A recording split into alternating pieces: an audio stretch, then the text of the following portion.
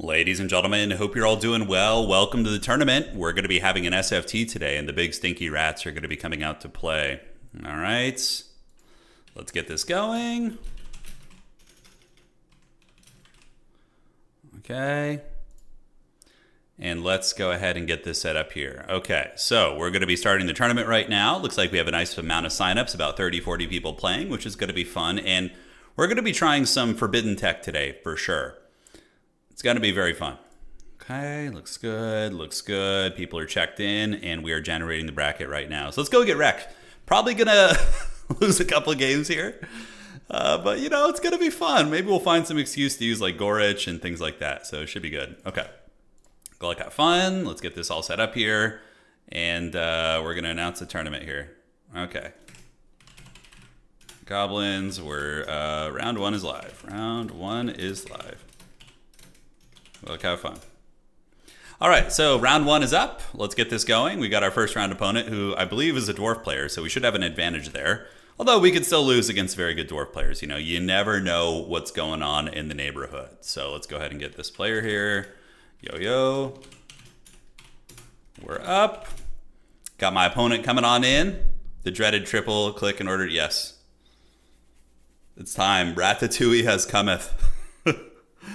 I hope. Part of me is like, if we lose a couple games, then we can just go Lord Skrulk and Mass Plague Monks every game and just kind of go real flavor heavy. Skaven here. So this player almost exclusively just plays dwarves. I hope they're playing something different. Because it's like a lose-lose for me, right? Like if I'm playing a dwarf player with Skaven and I lose, it's rough. And if I win, it's like, oh, they're playing dwarves. Although, let's look at the win rates right now and actually see. So currently, dwarves are... Oh, yeah. Not too many games played yet, so a little bit tough. Okay, so my opponent will be here. Let's do the map pick and bans and all that good stuff. And, my opponent's way ahead of me on that. Nice. They're on points. Also, we updated the website a little bit. Okay, did somebody drop right away? It's very weird. Okay, so Martin and Scrambled Egg Special are going to play. Okay, so let me fix this. Martinius and Scrambled Egg Special play each other. R1. Okay, so just fixing this up here. Tagging some players and Scrambled Egg play each other. Just gonna fix this. Okay. So it's strange. We had somebody like sign up and then drop right away. Very, very weird stuff. Queek could actually work here. I mean, it's definitely on the menu against the dwarves. I mean, against dwarves, I can probably get away with a little bit more. Okay. Okay. Looks fine. And then I just need to get them against each other in here. So that's going to be margin. Okay, let's do this. And then we're going to go ahead and do that and that. I know it's irrelevant to this, but anyone have any thoughts on that? Yeah, you know, I'm curious about that. I'm curious about the siege stuff. I haven't played campaign in ages. Honestly, if I were to play a campaign again, I would be very tempted to just remove the siege battles with a mod or something and just have like field battles. Siege battles have always probably been for a campaign for me, which is very limited. But back in the day when I used to do a lot of campaigns, they were always probably the most miserable element of things. Okay. Okay, and perfect. So he's banning the putrefying carcass, and we're on let's play Crystal Lake. All right, so we're going to play the Crystal Lake. And good luck, have fun. Let us do it. So the rats have cometh. Sneaky rats. Sneaky rats are here. We need to get the screen blocker up, by the way. Wookiee can cover us. He kind of looks like a Skaven a little bit as well, right? All right, so I wanted to use Trench today, Trench Craventail, but he's not going to be super good here, I don't think. The dwarves, I don't know what they're going to do. Yeah. I don't know. What do they do against Scaven? I feel like we have most of the advantages. I could be wrong. I certainly could be wrong.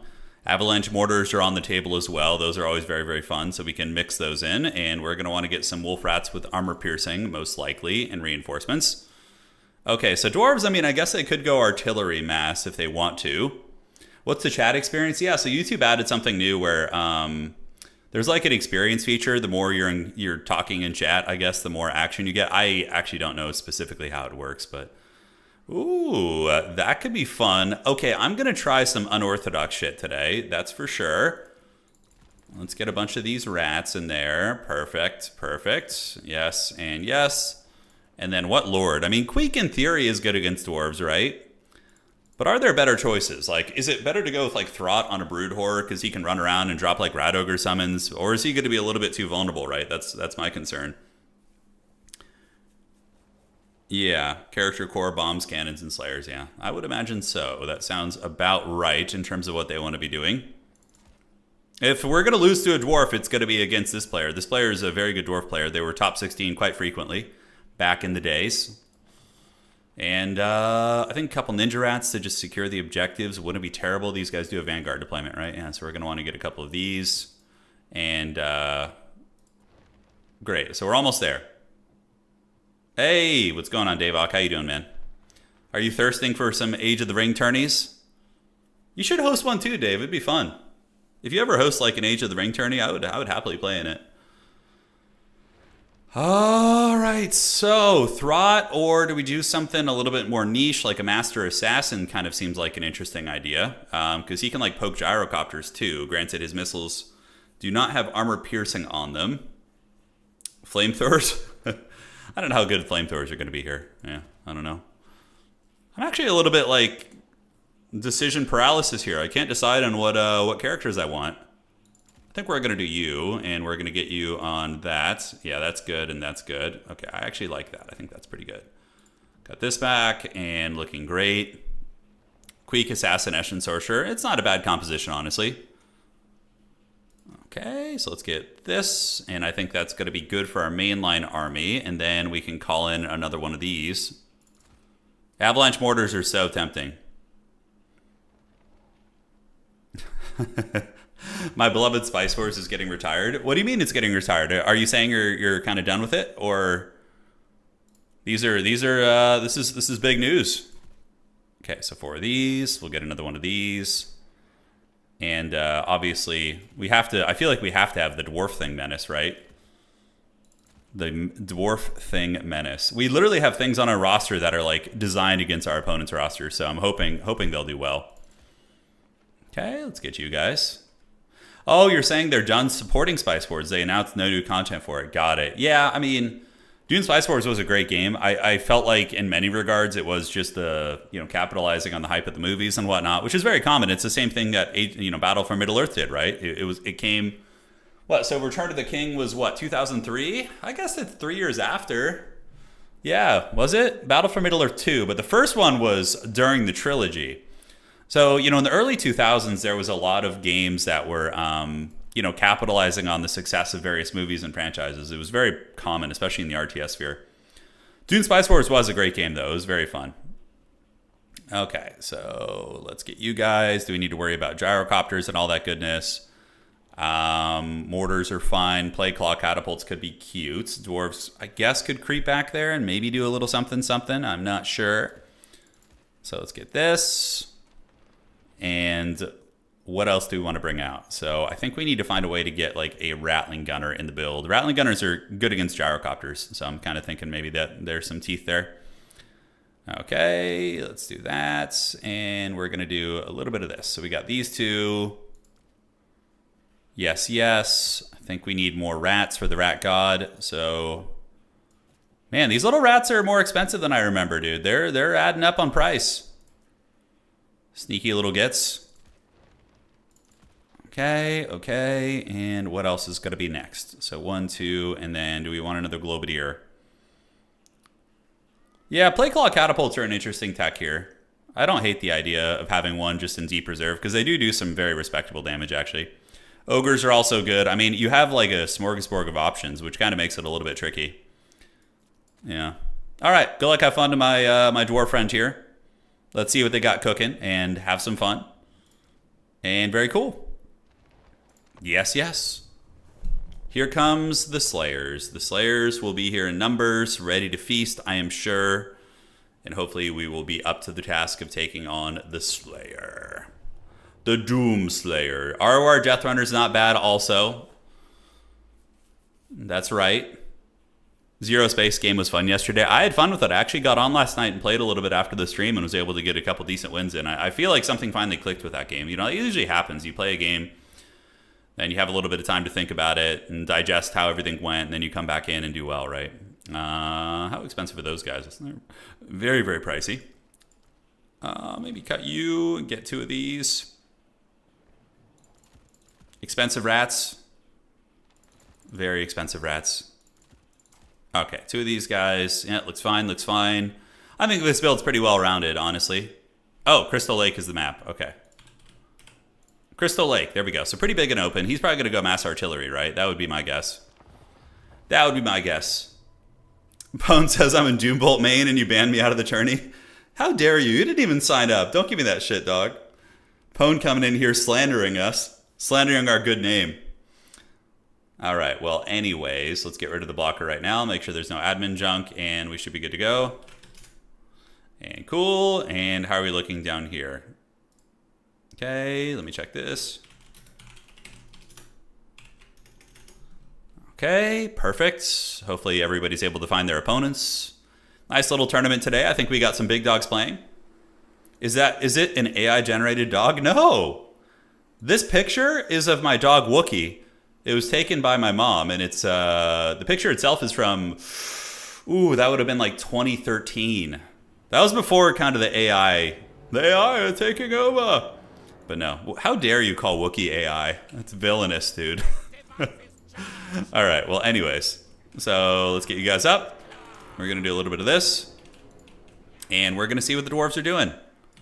Okay, so we got Skaven slaves, Skaven slaves, Skaven slaves here. Into the sunset. Perfect. I don't know if we should like play open field or like how we should do this exactly. We'll have to figure it out. He's just going to have like a million blasting charges, obviously, right? That's going to be the game plan. So we're going to get you back here hiding in the bushes. And we're going to get you with the main army to move up. We got Ikit Claw, and he's going to be on a flare just because, you know, it's really good at running over dwarf units. Get a couple of you guys in Vanguard to go press that points. We'll get one of you guys here. So that's going to be 4. And then we're going to get maybe you guys around here as well. We'll see. We will see how we want to do that. So they're going to be 5. And then we got 2 clan rats who are going to move up and try and grab this. Wookiee is a Chewbacca. He is, yeah. He kind of looks more like an Ewok than a Chewbacca, but it's close enough. I mean, okay, so in the original Star Wars movies, I don't think the Ewoks had like a name, right? Like they didn't have... Like, I don't think George Lucas was, like, ever mentioned one of their names. I think in, like, some of the, like, toy lines that he did, like, the lines of toys, they had names, but, yeah, I don't recall. I think one of them was named, like, Wicked or Ikit or something. I don't know, man. I don't know. Is he going artillery heavy? He is, probably. Okay, let's do this. Let's get you guys up there. We're going to get you through here, and you're going to go up here, buddy, and just kind of creep around the old-fashioned way. All right, so we're going to move you up as well, keep you in the trees for as long as humanly possible, and we are immediately getting hammered by artillery, it looks like. Damn, that artillery hurt. That shit hurt, man. That one hurt bad. Okay, so what do we got in the back? We got cannons, and a gobblobber. I guess one of the best ways to defeat Skaven is with artillery, right? Because the one thing that you can do well there, yeah, we might just need to run into the trees here and avoid this. So let's get into the trees here. And we're going to get the crew running up here to grab the 2 objectives. He's going to be hanging out, and you guys need to move up here too. I think, are those blasting charge boys? I don't recall if they are. So that's going to be lasting here. We're going to zip across that way. We're going to hide you behind the pillar, and we're going to be ready to go. So we're going to get a Jezzail to start shooting here. I'm going to go around that way and form up ranks there. You little gremlins have hidden in the bushes, which is fine. And yeah, now we're up and we're good to go. So we're going to get another Jezzail moving up here. You guys can move up on the point like so. You guys go that way. And then the rest of you guys can square up here. And we're going to start shooting at these guys. So the cannon is definitely a problem. That's going to be very, very obnoxious. In the backside, we can get a catapult of our own, very deep set, and start bombarding these guys off the point. I think that's going to be the smart play. And we're going to go back here, and we're going to go around here as well. Have a little bit of fun with this. And from there, we can call in some Plague Monks as well. All right, so the Plague Monks going to move up. We have you guys cruising for a bruise in there, so let's get up and grab this points. And we do have the Howling Warp Gale, all that other goodness. No blasting charges coming in. And where are our Jezzails? Okay, they're getting some good shots in. Do we have anything better to shoot at? Some Dwarf Warriors here, perhaps. Blasting charges doing a little bit of work. Okay. So I definitely don't want to get cannonballed in the face. And now we're going to get on the back objective here, and we're going to go swarm this. And we do have another Death Runner who's going to be coming across and is going to be causing some havoc. All right, so we can do a little bit of that, all right, on that formation there. It's going to hit a couple units, which is good. Ikit Claw able to get in there, and we do manage to steal the outside objective. Let's get these runners going, and we do manage to get up on the objective, so that's really, really good for us. So the Death Runners might route off here, maybe. We're going to hide you guys back here and see what kind of value we can start getting. And now Ikit Claw is getting sniped, so we just need to get him behind the pillar there, chill out a little bit. Catapult needs to just shoot at these guys if we can. And how much damage do we actually get to the artillery? Pretty decent, actually. Yeah, all things considered, pretty decent. All right, so we're going to just camp out right there and get the Jezzails to continue shooting. And the other Jezzail needs to come up and start shooting at these guys too. So we need to just get all that firepower in full effect. And the Gutter Runner's going to keep ninjaing around and causing havoc wherever they can. Ikit Claw is just going to hide. You know, he's just going to line of sight this shit. And we're going to go ahead and get you guys and get Clan Rats and just move them up now. So we're just going to move. We have these Plague Monks right here so they can engage against these guys. And you guys are going to keep going. He does call out some blasting charges, which is cheeky. And now you guys can creep. So you guys just keep doing this. If we take down the artillery, we basically, I'm pretty sure, just win this. And then we're going to be cooking, you know. We're going to be cooking pretty good. All right, Jezzails shoot there. And our little skirmishers are just going to be doing little rat things while you guys creep around the back here. Ikit Claw, we're just going to keep safe and cast magic from downtown. So we're just going to like stay behind the pillar, cast some magic, you know, live our best life. So the Jezzails are getting hammered. And on the back, how are we looking? Our skirmishers are doing a little bit of poke here, which is good. We're going to get you coming back this way. And now this is where we get a reckoning and potentially shut down the cannons. All right, so Dwarf Thing Menace is coming. I haven't gotten a ton of value yet, but I'm hoping we'll be able to start pulling it back soonish. And Ikit Claw is here. Let's go ahead and drop a little Brass Orb on these guys. And the Death Runners do get on top of both artillery pieces. So we do manage to get on a cannon. If we shut down the cannons and the arty, I think we're good. You guys move in the middle. You guys go right here. Ikit Claw is going to do this. And the Plague Claw Catapult can continue shooting at whatever. So we want to get both Jezzails to shoot at the Long-Drawn Slayer Pirates. And do we get there? We do. So those cannons are offline. And that's going to be all the artillery for the Dwarves offline. Great. So that's a win for us, because now we can start rolling in dirty with these guys. And that should be all the Dwarven arty. Yeah, it should be all of it. So that's shattered. This one, that one cannon is still going to be offline or online for a second. But we need to kill that Goblobber. We're going to get Ikit Claw to continue rolling here. Do this. Rotate over to the middle objective. And great. Let's do this. You guys get unsummoned. Call in Ogres as well to start bashing down all the Dwarven minor units. And the middle objective is flipping to us. All right, so we do get that Goblobber down. It's broken and stirred. And the cannon is going to be offline as well. Those are, what the hell are those? Thunders? Okay, those are just basic Thunders. So let's retreat you guys back.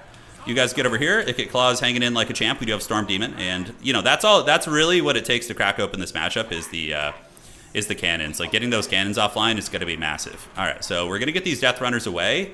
And Catapult's going to continue bombarding into whatever the hell we can get. Probably just go after these Quarrelers, to be honest with you. And we're going to get Ikit and his homie and put them in group 2 together. And we're just going to get a Wild Hogs Motorcycle Corps to start running over all these archers. Great. So you guys gather up in the middle. We can unsummon you guys. Jezzails can shoot at these guys also. And let's get these Death Runners to creep around. Is he going to try and call in more artillery is the question. We'll hide you guys back there. It looks like there's going to be a rune activated, a Rune of Wrath and Rune or something. All right, so I think it's time for a little rat tide on the side objective here. So we're going to do this and this. Call in 2 rats. Get them to come here for capture weight. Ikit is going to do a little bit of Force Lightning right here, although I think we can save the Winds of Magic. You can see the Catapults getting a lot of work done. It's very, very nice. Ogres come in here. Looking good. And looking good. All right, so we get a lot of damage. Those guys start to get folded up. We can do a Brass Orb right now as well on top of them. And the Jezzails have returned. All right, so somehow the Palpatine Jezzails have returned. So we're going to get you guys shooting here, unsummon you guys. And Ikit and company are just going to keep rolling dirty on these. All right, so the Dwarves are going for a big push in the middle. And you can see now that we were able to assassinate his artillery, the battle is really starting to go in our favor a bit, right? Oh, those are Iron Breakers. Interesting. So Iron Breakers are, yeah, we just keep hiding behind this pillar and he's not going to be able to shoot us. We're going to want to reinforce out here, so let's call you guys and get another Jezzail coming in. So the Jezzail's going to go park right here. We're going to put pot shots down right there. And I can probably get in there and do some damage. I don't know how good the Storm Demon's going to be against them. Dwarves do have a lot of momentum coming here. Let's just retreat to that objective. And we're going to get back a little bit and use the Storm Demon to blast these guys if we can. Slayers are there, so we're going to go attack them with the Death Runners, which is going to be outstanding. And it's Ogre in time. All right, let's call some Ogres over here. We got Jezzail shooting you guys. You guys get back on the objective a little bit. You guys are going to come here. And those expensive Ironbreakers are really paying the troll toll. All right, so you guys hang out. We got the flayers rolling dirty. We'll get some infantry in there to target them a little bit. And how are we doing on points? Yeah, we are ahead on points, which is good. These guys are getting blasted. Those are just Dwarf Warriors. We should probably get you guys to shoot at these. And we'll get a little armor-piercing Wolf Rat to come down the pipe as well and go after those guys. The expensive Ironbreaker got wrecked. Slayers are getting karate chopped over there. Do we have a Brass Orb? We do not, but we can do a Warp Lightning right there on them. He's got the double Runesmith, which is interesting. I could maybe take them out. Maybe. We took some overcast damage there. Feels kind of bad. We're going to get away from the Runes of Wrath and Ruin. Catapults can shoot into these Dwarf Warriors here. Ogres in the middle are starting to flip that point, and it looks like Malachi Makaisen is now starting to run up on us here. So he's getting a little bit crazy. All right, so I think just saving up for Death Runners. Let's get Ikit Claw away. Yeah, Rune of Slowness is cute. We could actually turn around and maybe kill these two Engineer characters. I think that wouldn't be a terrible idea. And let's do this and get you up to the point here for capture weight. And now we're going to pop a Flensing Rune on these guys, on this Dwarf character here. See if we can get a kill, actually. That would be nice. And the dogs, I hope I can get on top of the Thunderers before they close the distance. That would be really, really nice. And it looks like we do. So the Thunderers are going to get wrecked now. Cleansing Rune is doing a shit ton of damage. My opponent calls out cannons again. Clever girl. All right, I love it. So we're going to get you guys and come through here and up around the side. We're going to get Ikit Claw and company back right now, pull you guys away, and outstanding. Okay, so are we in danger of losing any objectives here? Thunder unit does pay the troll toll. We'll keep the flayers here. The one way we could lose this game is if Ikit Claw dies. We're just going to hide him behind that pillar right there. Live our best life. Let's get you guys on top of this, and you guys need claps over here now. Yes, yes, and yes. We managed to hold on to the side objective. Ikit Claw is going to be taking cover. And where are the Wolf Rats? Wolf Rat's going to zip straight down the field, I think, is going to be the idea. And now we're going to get on top of this gun unit. We do have another Dwarven cannon, so we're going to go see if we can head that off with some of the doggies and live our best life. So, yeah, this is honestly a little bit scary. I think we're okay, though. We have Jezzails and Jezzails here, so we need to shoot these guys off this objective. And we're just going to get you and move you up. Yeah, get you up on the point for a little bit of capture weight party. Doggo's going to sprint across, and Doggo's going to go get on that cannon. He's probably going to have something to protect it, I would wager, but for now, we have the double cap, and we're just kind of chilling out. So, how's our catapult doing? I think it's doing very good. Let's see if we can shoot these guys, and I don't think he's going to be able to protect both cannons. Okay, Slayer's called out. We just turned around and run away at the last second. So he's not going to have enough to call out another piece of defensive equipment there. He's straight up not going to. These guys do secure the point. One unit of Jezzails gets harried down here, which feels really bad. Let's go ahead and get the Death Runners coming up, and they can clear off these gremlins. And then that other cannon is going to pay the iron price. And then we just micro around there and get the other side. Ikit Claw is going to be living behind his pillar here, which is going to be good. And yeah, so that cannon is offline. He's having to keep an expensive Slayer unit back there, which is a disaster for him. And do we have anything we want to unsummon? We do have some unsummoned units. Yes, let's go. Death Runner's going to be creeping here. Ogres can just charge the middle or just kind of camp out there is fine too. And this game is pretty over now, I think. We're able to get these guys and let's see if we can dodge these blasting charges. We might be able to get both Wolf Rats actually to just eat these guys because those guys are not very strong.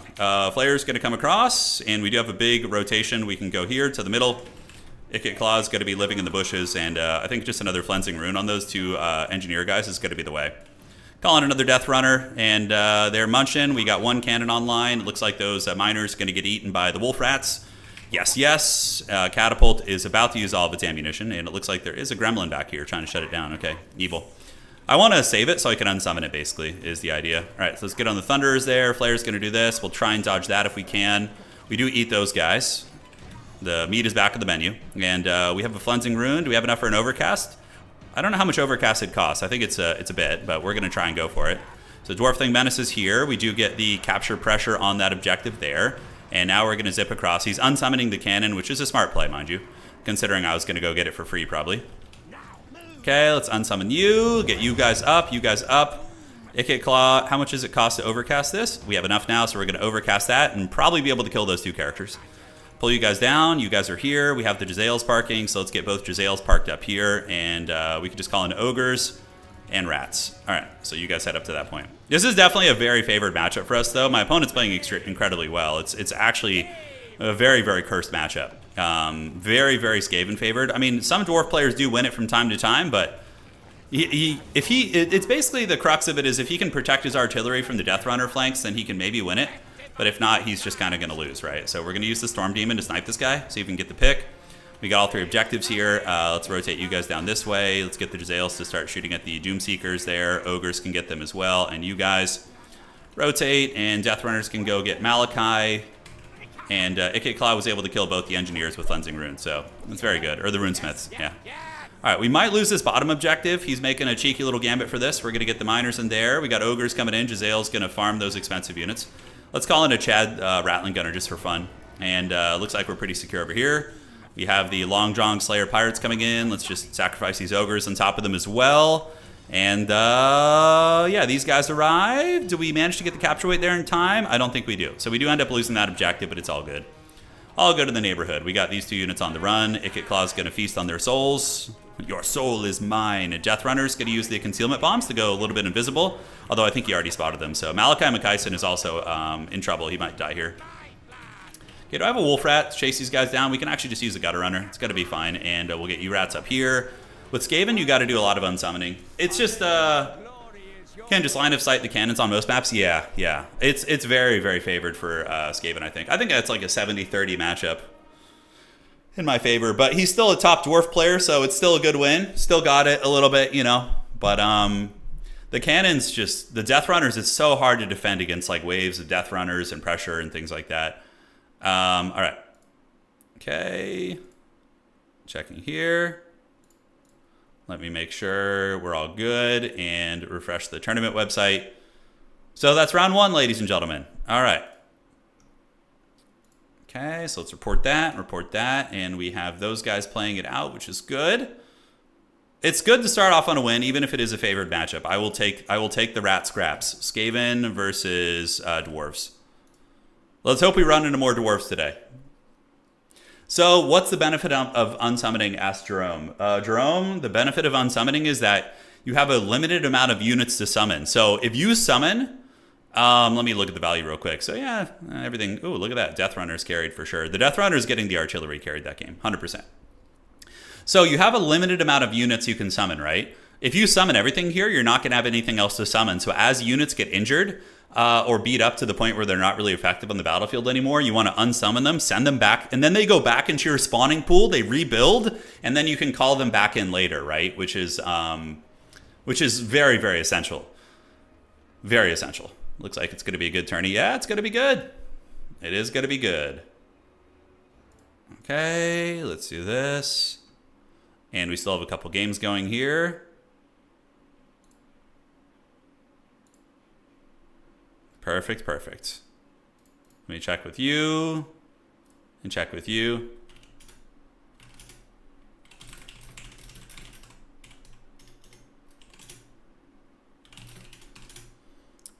Very unlucky for our Dwarf opponent, but it happens, you know. If you're going to pick Dwarves, you have to expect there to be some rats out there lurking in the sewers.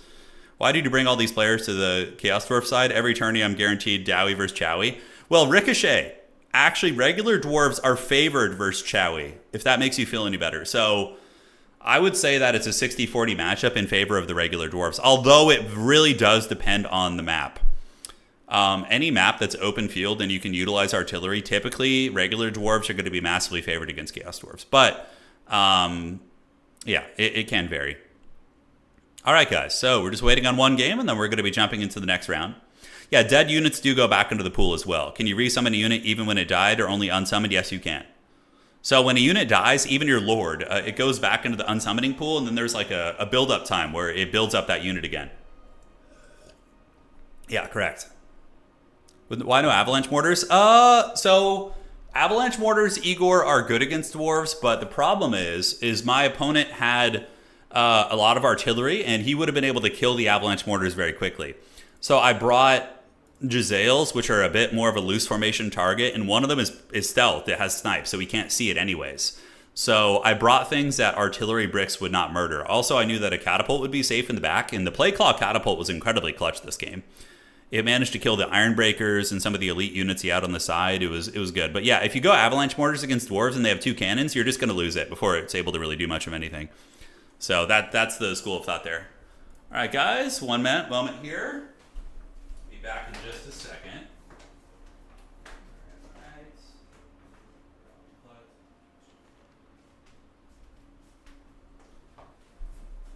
Okay, So we're going to be starting round 2 here in just a moment.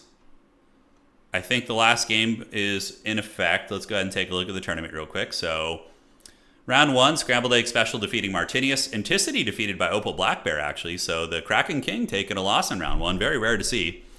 Boss Toss and Winter Wind. Boss Toss was able to win. Ricochet taking down Renekton here, or Renataki, and Mr. Hill defeating Apostate Prostate. That's a nice win, too. Apostate's very good. Melkor defeating McIver. Hey, McIver, you'll be back. Melkor is a very solid Empire player. Lord Grey losing to Souffle Pancake. Arno and Creeper played their game. By the way, this Creeper guy, he's the guy in the replay the other day who brought like 5 bloated corpses in a tournament. So he's very Chad. Pizu defeated Nerd. Dark Age Rush defeated Exul. Count Games defeated Empire for Hire. Oh, we got Daniken Trop and Maximilianaire in here today as well. Okay, so this is a very sweaty tournament. We have the defending world champion playing. Granted, he did lose his first game, but he's still potentially going to be able to come back and go 3-1, most likely. Yeah, a lot of really, really good players in here, man. Let's see how we're looking, and still going right now. Hey, Lucas, thank you for becoming a channel member. I greatly appreciate you, boss. All right, hell yeah. That game was so fun, especially with your commentary. The last bloat at the end of the video was so fun. It was a really, really good battle. It was very fun. Yeah, thank you for becoming a channel member. Welcome to the Dukes of Haggard. Is there a faction list for this tourney? Yeah, you want me to read off all the factions in order?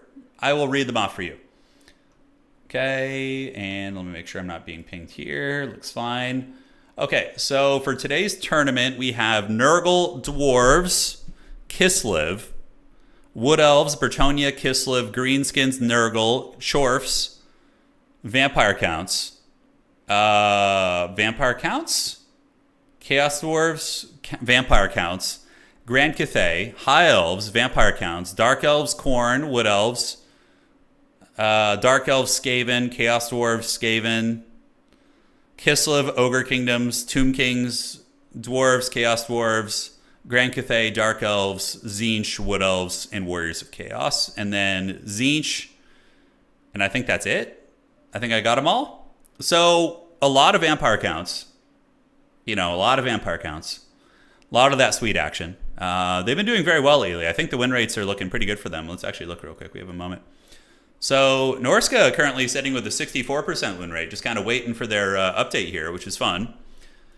Vampire Counts sitting pretty high as well. Warriors of Chaos at 61%. How are the Skaven? Ooh, Skaven almost at a 50%. If we win our next game, we're going to put Skaven up to a 50% win rate. Hey, you said Norska was good for beginners. How would you build it for battle PvP? Do we have time? So Norska is really simplistic. They're very simple and very strong. And they have a pretty good skill expression too. So even if you want to be more advanced, I would say they're pretty good also. There's a single ogre. Ogres are a good faction, man. They're very good. Okay. Ask me that question. Synth, ask me that after the end of this next game when I have time, okay? And then I will happily get in there and answer it for you. Okay, but right now, we got to advance the round. So we're going to advance the Swiss here. Let's do that. Okay. But yeah, we got like 40 people signed up for this tournament just about. That's pretty cool. All right, so we're playing Mr. Hill. Should be good. All right. So Goblins. Round 2. Good luck, have fun. All right, so what do we got here? And all is good. Let's get round 2 going. So it's been announced. We are announcing the tournament here. And we are good. Cool. Perfect. Let's do this. And let's get this going here. Mr. Hill. Okay, we got to find our boy. Mr. Hill, what has he got cooking up? Mr. Hill. There he is. Ah, Stinky Beans is his name in Discord. Okay, Mr. Beans. That's why I couldn't find him. He goes by a different name. State troops are really good in multiplayer. Are you talking about just like Empire basic troopers? Of course you can use them. You can use all the rosters. You just can't use the extended rosters, like the campaign-specific units. Those are the ones that are avoided. All right, so those are the maps. And I am going to be first on the pick and ban here. There it is. Kislev is in action today. Oh, you're playing Kislev today, Melkor. Very fun. Yeah, if I can get an opportunity to use the Avalanche Mortars, Igor, I for sure will. 100%. Okay, Mr. Beans, I need you to respond to me now. we can get our game going here. Kislev is a fun faction. Beastmen are just not getting played a lot by good players. I think Beastmen are still a really good faction. They don't really suit my style too well, but yeah, Beastmen are good. Okay, tagging Mr. Beans. Mr. Beans. Okay, so tagging Homeboy. Hopefully he'll respond here. Oh, he's in the lobby. Okay, so I'm going to be on Skaven. Mr. Beans, what faction are you playing? Which faction are you? Okay, he's in the lobby. He found me. He's on Dark Elves, which is actually a good matchup for Skaven, in my opinion. I think we got some tools. Okay, I will ban... what do we want to ban? The Rapturous Expanse is, I think, kind of flat. Let me look at the maps real quick. Rapturous Expanse. Yeah, Rapturous Expanse is kind of Itza style, so I'm going to go ahead and probably ban Dunes. Okay, so we're either going to be on Norskin Rise or Rapturous Expanse. Double Help at Abomination. Are there any good sleeper? I mean, most of the Skaven roster is viable, honestly. I mean, yeah, they have some units that are certainly worse than others. We got the Druki here in this game. So we're playing on the map I legit wanted to play on. So my opponent walking right into my trap. Ho, ho, ho, ho. Yes, Wookiee, rise. Protect our army as we build it. Okay, so let's go ahead and get this going here. Want to know what love is. Okay. So rats for the rat god. I would say that Skaven do pretty well against Dark Elves, typically. They can definitely do some work. I'm trying to think what he potentially is going to be bringing here. Yeah, for sure going to have some skirmishers. And we want to go with you, so let's get our boy. I'm playing to win today, so there's not going to be as many too many memes in this build. I do want to try and like actually show what Skaven are capable of while learning them myself. So we are going to be going a little bit more try-hard here. Wookiee is a majestic creature. He is. Put some respect on his name. Storm Vermin kind of interesting here. Yeah, Ikid Zap Zap Cannon isn't terrible to have in reserve. You have to worry about Manticores. No, Monster Mash Skaven are really good at killing big monsters, believe it or not. You just get like a big, couple weapons teams and you're able to shut down those big boys pretty effectively, I would say. Okay, and we're going to get you. Looks good to me. So we got our little character party there. Yes and yes. Perfect. Avalanche Mortars are kind of an interesting idea in this matchup, too. You could theoretically make them work. Okay, let's get a little slinger right there. Wookiee looks like a Skaven monster. He's our little Hell Pit Abomination, yeah. That's what he is. He's our little Hell Pit Abomination rat. Yeah, probably actually need some of these guys in reserve. So let's get you and you. We're going to want to get one of you in the starting army to make sure we don't get dove too hard. In this matchup, you want the armor-piercing wolf rats because of the Coldwood Knights. Although the poison ones are arguably pretty good as well. Maybe the poison ones are better since it's going to be Dark Riders all day spammed against you. I think so. You can imagine Wookiee munching on some archers. That's right. See, now you're getting into the flavor of it. Okay, so one more ogre in the main army. Looks good. Although we can just call ogres out, probably. I think that's better. Almost ready, lads. Just getting the old build together. Against Dark Elves, you got to make sure you don't have too much to protect. Otherwise, it can be a bit of a disaster. If you run into that problem. Let's get this. We have you.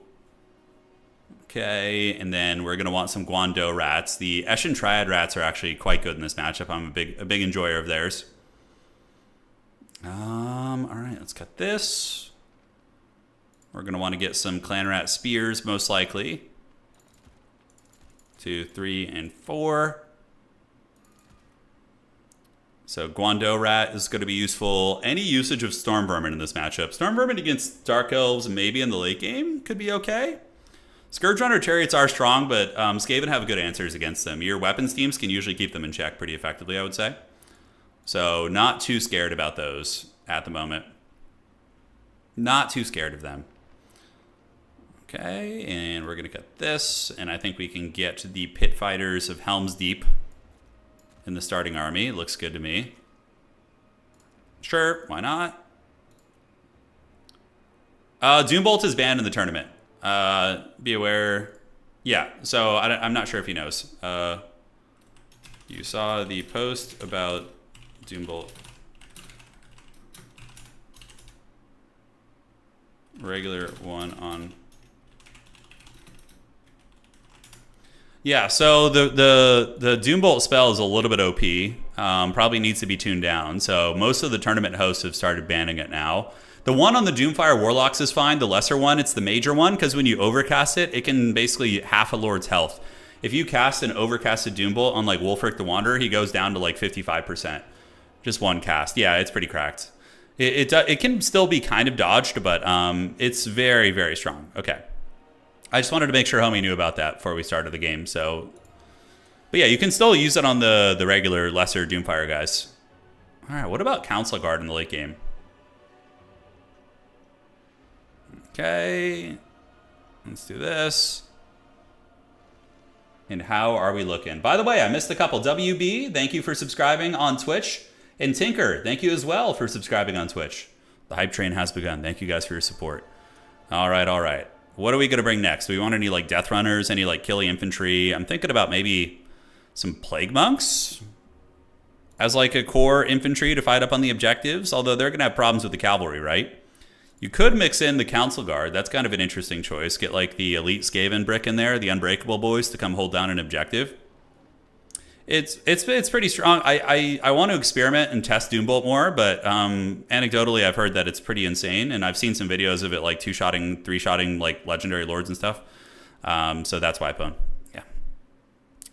Okay, so it looks fine, and what else do we need from here? I think that is adequate. GLHF. Hey, Tanker, I appreciate that, man. Thank you so much. All right, let's get this party started. Let's have some fun. Do we have any, like, Killy Death Runner type units? We don't, but that's probably okay. Unleash the rats. We are bringing the fury of New York City. The fury of Chicago. It cometh. The Skaven rise from the sewers. What are the problems Skaven need to solve in this matchup? Dark Rider spam. So you just got to make sure your weapons teams don't just get shit on by a bunch of Dark Riders. WK saying, when I played tabletop in the early 2000s, all I had was a Skaven army. My friend only had a Chaos army. Seems almost impossible to crack Chaos Warriors unless you got insanely lucky or played really bad, you know? It's not the case in this game. I mean, Chaos is probably favored against Skaven, but Skaven are really probably one of the best factions in the game at killing elite infantry. Their weapons teams between the Jezzails and the Globadiers, like, you can just melt elite infantry. It's like, yeah, you don't even have to really think about them, to be honest, which is kind of fun. So we're going to play the low ground objective here. We're going to play objectives number 1 and 2, and maybe think about playing, because it's set up for a shooting gallery, right? So that is very, very ideal for us.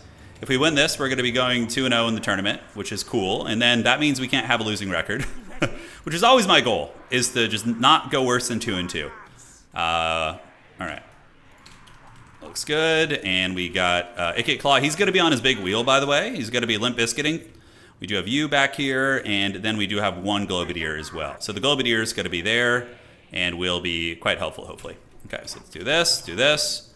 We have the ninjas. The ninja rats can go deploy and try and ninja the high ground objective, and the rest of the army is just going to push up.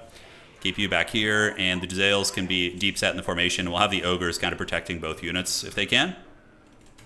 All right, awesome sauce. And we're going to get you there. And GLHF, so this is our army. I think it's pretty good. We got a little bit of everything that the rat people need to sustain themselves. Ikit Claw is just Howling Warpgale Flensing Rune. So Dark Elves have pretty squishy lords.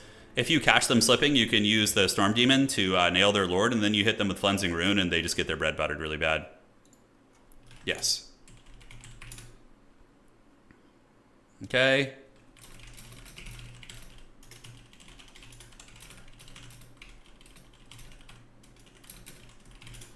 We have also the Storm Vermin ROR, so I was just doing a quick admin thing. I am running the tournament as well, so we got a little bit of bouncing back and forth to do. Okay, and good luck, have fun. Yeah, let's see what's cooking. Let's see what Mr. Hill has got. The Musk of Fear is strong in the air tonight, ladies and gentlemen. It is strong in the air. So we're going to go get the high ground objective. We're going to do that. What do we got? So we have, oh my god, Lokir Felhart. Holy shit, with the Corsair army. Okay, I don't know how well that's going to fare. We're going to see. I feel like I should have the advantage. I don't know why they stopped marching there. Maybe they felt the Musk of Fear in that situation. And in the back, we're going to want to call out more Rat Ogres for sure. Rat Ogres are really good against all the Corsair equivalent units. And Ikit Claw's going to come out. We're going to get the Jezzails to start shooting at you as soon as he gets in range. So we're going to put him in group 4. And that's when we're going to start seeing like the Harpies and other units like that. So high ground's going to go to us. I could lock him down with the business. We're almost in range there. And I think we're going to kind of play like this. That seems a little bit cleaner. Since he's yielding the high ground objective, what I can do is I can just send like a Clan Rat Spear up there to hold that. And then we can play the inside objectives. I think that's going to be a little bit easier to do. All right, so Jezzails waddle over this way. Lokir is pretty cool to see. I don't know how strong it's going to be, though. And we do get the high ground objective, and now we're going to rotate down here. All right, all right. And Jezzails, let's start shooting at the Blackheart Corsairs. We're just going to shoot at whatever the hell we can right now. And we can pop a Storm Demon on Homie when he gets close. That is basically the idea. So you guys are here. Put you there. Put you in Control Group 7. Just have you sit back and guard. And the Globadiers need to get over here and start just nailing these guys if we can. All right, so you guys move up on the point. And the Jezzails, you can see, are already getting some fat damage. Globadiers are going to be on their way in. And I'm tempted to call in another Globe. I think that's not going to be a bad idea. So we're going to get one more Globadier. Have them start waddling up here. And Ikit Claw is also really good against infantry, too. So we're going to do this, this, and this.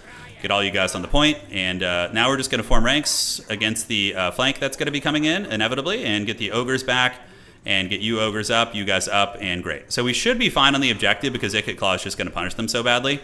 High ground belongs to us, and soon this will belong to us as well. So we're going to do a little brass orb back there. Nail them nice and good like, and the Jezzails have gotten one unit down, so now we're going to go after Homie. And we're going to do this. Let's get the Globadiers over there. And a little bit of lag here. Yeah, it's not on my end, actually, which is good for once. Okay, so skirmishers, let's just park right here, do a little bit of skirmish action. We need to make sure Lokir Chadhart doesn't get too crazy. So we're going to start shooting him. We're actually going to use a Howling Warp Gale on him. So that's going to lock him down here in a second. And then we're going to hit him with a Storm Demon right there. And we're just going to shoot him with the Jezzails and live our best life. So he lands on the ground, but doesn't really matter too much. We're still just going to hit him. And that was a partial hit, so we'll do Cleansing Rune on him now too. Let's get you guys in. Let's get the Globadiers. Getting ready to melt these guys. Like so. Perfect. Having trouble clicking on them right there. It's a little bit troll. Let's get the Ogres across. Lokir is getting blasted. We do have some Knights of the Ebon Claw are 100% worth targeting here. Now we're going to get some Wolf Rats in to help peel as well. All right. So Ikit Claw's doing it. Able to get some nice damage. You can see in the formation here, we're starting to actually steal the objective a little bit, which is great. Globadiers need to pull back. We have both globes stacked up, which is very newbie. So we're going to retreat back, get these Ogres here, get these Ogres here. It's all about just defensive value trading here, right? That's what we want. And they actually bunch up on Ikit, which is great for us. And these globes need to come out here. Is he playing the high ground? It does not look like it. So no high ground play. Ogres are in the back ready to defend. And the Jezzails, we probably want to retreat them back, honestly. They're in a bit of a precarious position, so I don't like that. And we're going to call an Ogre out because this is free real estate. We're just going to go beat down those Corsairs right there. All right. So Big Man is coming across. Globadiers are there. Yeah, they are getting the Knights of the Ebon Claw. Ogres can come in and fight them, and the Knights of the Ebon Claw are getting wrecked pretty badly.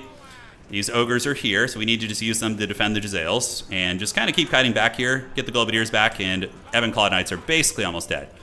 All right, so a little bit of a defensive position we have been put in here. Let's pull you guys back that way. Need to finish off those cavalry if we can, and the skirmishers need to just run back here. And now they've landed with some Harpies, so we can just get the Ogres and these guys and get the Jezzails back all the way. So my Jezzail positioning was very sloppy this game, but we're still, I would say, in a good position. I mean, he has the objectives, but other than that, we're looking pretty good. So let's get the globes going right there, get these rats heading over to that side, and Ogres are coming in. They're going to set up, and we could call out the Council Guard next if we want to. Certainly an idea. Any threats on the high ground? No, nothing threatening the high ground objective. Okay, so we're totally chilling. Globadier is going to start getting a lot of work done, and we can do another Howling Warp Gale right here. Do this, so we're going to lock you down. We're going to do this and get the Globadiers to actually pull back. Let's get our skirmishers to poke him as well. Ikit Claw is also ramming him with the Doom Wheel, so. Unlimited power, yes, yes. Looking good. Let's get you guys in there. Form ranks here, and we're going to bring you guys across like so. Lokir Felhart is a little bit trapped up here, and we can go over the top And we're going to get one Ogre unit to attack him as well. And we have a Brass Orb, so we're going to drop that on the Dark Riders there. All right, so Ogres, how we looking? Globadiers, go finish them off. Rats and Rats. And now what we're going to do is start calling in just a wave of stinky people and just get them up on the point. Lokir is getting a little bit low. We're definitely getting our business done on him. And we're going to attack these Dark Riders. Excellent. Start shooting with the Jezzails. Definitely just gotta, it's all, in this matchup, it's all about protecting your backfield. Look how much damage the freaking globes do against infantry, though. It's pretty gross. All right, so how are we looking? We're looking pretty good. We do see some sneaky flanking coming in, but so far he has not been able to get on my weapons teams, which means we are probably out value trading him pretty freaking hard. He's not playing the high ground at all, and we do see some more Harpies being called in, so let's get you guys to do this. You guys to do this. You guys go here and here. Let's get you guys there, and Wolf Rats can go get on these guys. Okay, so we do have a bit of a flank coming in. We're going to form ranks and get you going there. And he's coming around the backfield, which we can probably just counter with some Wolf Rat play. Burning Heads. Burning Heads are rough, but it's not that bad, honestly. The Jezzails are still just wasting frickin' Homeboy there, which is great. And on the backside here, we can call in some Ogres. I think I had them at this point. Ah, shit, wrong point. Oh, well. And then we'll get Ikit Claw to come back here, too, and form ranks. Okay, so a couple Spears can get there. We're going to Globadier you, get you guys in. The objective does belong to us now, which is awesome. And these Globadiers, yeah, we need to get these Corsairs in check. You're going to come back here and do this. And unfortunately, they're probably going to get in. I do have a Storm Demon. Oh, yeah, Ogres are hot in pursuit. We're going to have a Wolf Rat call in here in a second, which will be able to flank these guys and maybe keep them from getting the Jezzails. You guys go sit on that objective there. And do we have enough for the Wolf Rat call in? We do not yet. So let's unsummon all of you guys. So unsummon, and then we need to get this guy out. So almost now. Just a little bit of lag here. My opponent must have a Wi-Fi connection. All right, and there we go. Cool. So you get in there, attack these guys. Globadier is getting harried by Harpies a little bit, so we need to get out of the way of that bowling pin right there. And hopefully we can salvage these Jezzails. I think we did manage to dodge that, which is good. Ogres need to get back, and back you go. These are Ogres here. We are stealing the outside objective there. And on the back, the Jezzails are being compromised. But we did dodge that Burning Head, like, in its entirety, so that's quite good. All right. God damn, this lag is bad. Holy shit. Yeah, it's not on my end. It's my opponent's potato internet, I think. Manticore is being called in, but that's why you bring Ikit Claw. You just bring him for the Howling Warp Gale. Unsummon you guys. You want to always be unsummoning with Skaven. You got to be very on point with that. Okay, so these guys are broken. We still have Globadiers. Let's Globadier these guys. Honestly, Ogres fight pretty well against these units, so I'm not too concerned. Let's get the Ogres back on the Harpies. Steal that outside objective there, and great. So those guys have been chased off officially. We're going to get back on Lokir, because I think we can actually finish him off. If we get him with a Overcasted Cleansing, that's going to be very nice. Globes are back online, and we're going to get him with an Overcasted Cleansing Rune here. And I think we actually have an opportunity to steal the outside objective here, so we're going to do this, get you guys up there, and try and actually lock in on that. So Overcasted Cleansing Rune on our boy here. We're going to lock him down.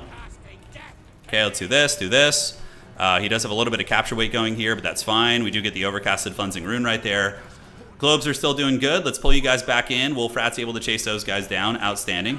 Ikit's going to come across and terror out these guys, and you go here, and you go here. So now we do have a triple cap. Lokir's almost dead. Wheel come over here, the Wheel of Fortune, and our Spears are fighting pretty effectively there. Okay, and Spears get in there and fight. Let's unsummon you guys. How much money do we have? Not a whole lot, but I think we still managed to hold this point. And can we get the terror out on these guys, please? Please and thank you. Any positions where we want to get them with the Brass Orb? Not really, so we just save it. And great. This game is pretty much in the bag. We're ahead on value pretty considerably. Like, only if I were to throw my Lord, I think we would lose this game. But I don't think that's going to happen. We have a Globadier unit who's healthy. Let's get you on the Corsairs. God damn, dude. God damn. Look at this lag. Jeez Louise. Okay. Council Guard time? Maybe. Not a bad idea. Let's get you guys on the backside of the objective. Ikit's going to go finish off our boy here. Lokir, and we'll get these Spears up on the point there. Yeah, we're still fighting good. You guys come back. Anything threatening the high ground? Not really. You Ogres get back there, and we're going to get him with Storm Demon. So he's actually running right now, too. You can see he's at the point of wavering, which is good for us. Jezzails are going to keep sniping him, and Storm Demon might be able to get him as well. So you'll see it pop it in here in a second. Uno, Dos, and Trace. There's the Storm Demon from downtown. Nice. Let's see if we can get him to break here. So we're going to get him with the Howling Warp Gale and then try and actually snipe him here. So we'll get our 2 units fighting here, get you guys flanking around the back, you guys move up, deal with this a little bit. Globadiers can go there, and the Jezzails can take down the Manticore. Form up. And can we get him with the Warp Gale? I don't know. We're going to attack into the back of these guys, and we can actually use the Brass Orb right now too. That's going to be very good against those Corsairs. All right, so I think we're chilling. I mean, the Dark Elves are basically tabled off the battlefield. We're just going to call in the freaking Council Guard to go hold the middle objective. So it's just going to go sit there, and he won't be able to do anything about it, probably. All right, Ogres are looking good. Homie's running. Brass Orb did some fat damage and probably will be enough to finish off those Corsairs. It looks like it is. So he's rotating to the high ground, which is fine. We can just sit on the low 2 objectives and be totally A-okay. Hide you guys in the bushes, form ranks, and we're going to get you guys in there as well. Ikit Claw is going to make his way across, and we do see Lokir Chadhart running away now. So we're going to keep the Jezzails right here, take fire at will off, in case Lokir comes back, and then we can just pop him in the face. So you guys form up and hold that objective, and now we can just do a little separate push for this. Although we can probably honestly come up here. Since we have the Council Guard coming in to replace the defenses on objective 3, I think we're okay. Let's unsummon you, unsummon you. Sometimes you got to click it twice. It's very strange. The unsummoning thing is a little bit clunky, to be honest. Maybe something CA needs to take a look at. All right, so the high ground, how we looking? One bouncy on a Throt victory tonight. Throt could come into play. He for sure could. We need to reinforce this side too. It's a little bit sketchy here. So we're going to do a Guando Rat and you. That should be able to handle most threats. We're going to get, yeah, I knew Lokir was going to come back, so we're just going to bop him in the face. And Ikit Claw can come here. Little army coming over there. We can do a Cleansing Rune right here, which will probably do some respectable damage. All right, so there we go on those guys. And that's not going to kill them necessarily, but it will do some okay work. You guys are coming. We have the Wolf Rats there. Let's get them over there onto the Slaanesha's Harvesters. We're going to try and take you down. And how's this looking here? So a fair amount of Druki coming in. Lokir actually does get sniped. So he does get taken down to Pound Town, and the enemy wizard here is in trouble also. Couple spears nearby. You guys can go chase this down. Ogres and company can collapse. We have the Wolf Rats coming out of the bushes against the Harvesters. And Lokir does get routed. Yeah, he's at 327 HP, so certainly not having a good time. Okay, let's shoot those Dark Riders. Get you guys up on the point. Ikit Claw able to break the enemy caster. So what we would want to do ideally is if we had a Hound in reserves, we would call a Hound out to chase that guy down. Manticore does get punished there, and everybody on the high ground, it's looking pretty good. The Wolf Rats do get routed, of course, but no, they're actually still getting some good fights in. That's good. All right, so enemy caster is down for the count, and what we're going to do, instead of, you don't want to like have your big expensive lord chasing down this Haggard caster, so rather you just summon it like a Hound unit to deal with it, right? That's going to be better. We're going to go to the high ground there, and Guando Rats are coming in. They're going to be quite excellent against all these units here, and we have some supporting infantry, so Ikit needs to go over there and help support that. Jezzail's ripping the last of their shots, but now they're out of ammo, so we unsummon them there. Lokir Fellheart basically in the trash can up here. And yeah, full surround up here. The Rats are able to feast. He won't be able to really do much to my middle objective because of the Council Guard there. And we can just kind of start Vermintiding the outside objective. So yeah, Ogres and company. The Guando Rats are going to chew down all those Dark Riders like it's nobody's business. High ground looking great. A couple Harpies chilling up here, but we do have a good core of Rat units. Very, very stalwart creatures. Yes, yes. The Council certainly is pleased. I think this one looks like it's going to be under our control, so we can rotate this way instead. And we do see the Manticore up in the sky. Where's it going? Yeah, you guys form ranks on the points here. So I would say this matchup is actually probably a good matchup for Skaven. Maybe 55-45, even-ish. But Skaven definitely have like a good even fight here, I would say. They can do some work. It could even be a little bit Skaven favored if the players are equally skilled with the factions they're on. But Skaven I'm okay at. I play them once every couple months. Okay, so, wow, those Harvesters are actually putting in work. We might actually need to go up there and deal with that. Yeah, maybe so. All right, Vermintide, yes and yes. Just send lots of stinky rats. I just want this game to be over because of the lag. I'm like, just put it out of its misery. All right, you guys come over here. You guys come over here. Yeah, Council Guard, do they have 7 capture weight? I don't know if they do, actually. It's kind of a good question. All right, so let's get you guys to form ranks. You guys chase down the Corsair units. My opponent with the dreaded lag switch. It's his micro trick. Okay, he might be able to get the high ground. Not that it matters. It's just all you know, just delaying the inevitable here of the Vermintide. All right, so we got Ogres chilling out. We're gonna go get them here. You guys are gonna park here. Wolf Rat's gonna chase those guys down. You guys can come here with the Council Guard and the Globadiers. And now Ikit Claw is gonna go cast a Cleansing Rune up here and probably be able to retake this. I don't know how long it'll take, but. All right, healthy unit of Wolf Rats. We do see some boys coming over there. Is Lokir back, or is he... Yeah, maybe we send the Hounds over there to be safe. Skaven didn't get any 7 cap. Being this laggy should be punishable. Yeah, it's really hard to tell who's lagging, though. I mean, I know it's not me because I have my software running that's showing my bitrate and everything, but It is a peer-to-peer thing. So even if somebody has good internet, let's say they're somewhere in like Eastern Europe or in like Asia, there's going to be lag no matter what. So it's really hard to police. All right, so we're going to do a cleansing rune right here on you. Get you caught, and you rats are just going to waddle up towards that point. Cleansing rune's going to do some good damage against that manticore, for sure. We could call out some ninja rats to do a little bit of skirmishing, but we probably need ogres. We just need mass to fight here, I think. So let's get the ogres coming up. Great. So we get the cleansing rune off, hits the manticore. I don't know if it's going to break it, but hopefully it will. Nothing really going down over here. Just like a little something something. Yeah, some dark riders, but we're pretty well entrenched there, and we're approaching 1,250 points. So Ikit Claw can come help terror out this shit. Globadiers, stay over here. And how are we looking there? Let's get you guys going like so. Ogre's going to attack into this, and you're going to attack into this as well. And we could call in a skirmisher here. Little Night Runner just to come up and finish off Loki here in case he gets crazy. So this fight should favor us, actually. Unlimited power, I think, gives us reserves as well. Okay. I don't think he has any magic to really punish us. Those are Cold One Knights. We have a big rat blob here, a huge rat blob. Ogres get in. Ikit Claw can actually turn and fight if he has a little bit of support, and we'll get some rats out there to help too. All right, so how are we looking? Yeah, Shatter on Loki here, and we should win this fight pretty decisively. And then we just get this third objective and call it a day. These tournaments are not region. Well, no, anybody can play any region. Yeah, they're open to anybody. So most of the, I would say like 80 to 90% of the players are probably U.S. and Europe, and United Kingdoms as well. Yeah, but it's hard to say. So how are we looking here? Looks like a bit of mobility coming in. Maybe reinforce this. We are approaching 1,400 points, so this is basically like a mass triple cap situation for him. He would have to get all three, and he's about to lose this one too. We're gonna roll his units here and get that objective. Council Guard are just on vacation, although we could march them over there to make sure we don't lose that point. Let's get you guys here. Bring the cannon, the Warp Lightning cannon. Yeah, it'd be all right. He doesn't really have any good targets for it right now, and we got a couple skirmishers coming up. Ikit Claws, he's really good. Ikit is amazing in this matchup because they love to use Corsairs. So having the armor-piercing chariot to just wreck the armored infantry is just so good, so freaking good. All right, so the Rat Tide is broken through the Dark Elf lines. We're actually kind of winning this fight too. The Eshin Triads are getting a lot of value, and now we have skirmishers here to provide some utility as well.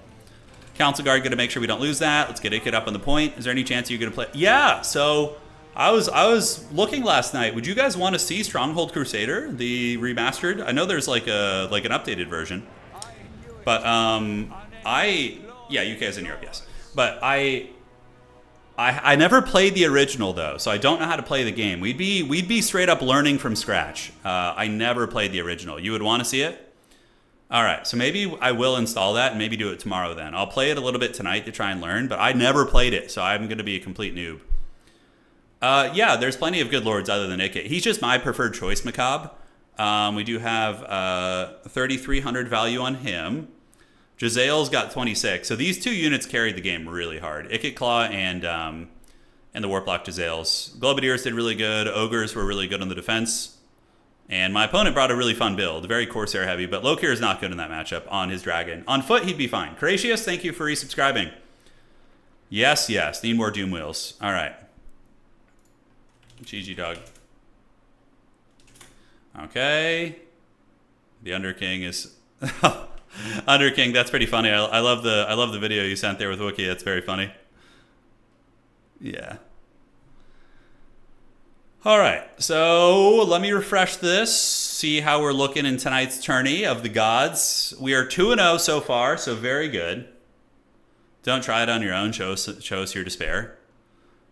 Oh wow, we were the last game to finish because of the lag. Holy shit, that wasn't even like Okay, Skaven versus what was he playing again? That was against Dark Elves? Yeah. Okay. I'm primarily watching Warhammer 3 content, but I guess it could be... No, I don't mind playing Teamer, just one game. I love Total War Warhammer, man. It's an amazing game. The PvP community is great. The flavor is awesome on the factions. It's honestly one of the best RTS games out there right now, I think. Like, Total War Competitive is on domination mode is a very complete, solid, fun RTS experience. If Creative Assembly supported us more and gave us like servers and proper matchmaking and stuff, then it would be honestly pretty goated. That's the big problem that we face in this community. All right, so let's advance. Let's do this. We're going to go to the next round here, and there we go. Yeah, Deathmaster is good in some matchups. But against that in there, he would have been a little bit vulnerable, I think. All right, so let's get this. We're in round 3, and here we go. So round 3 is live.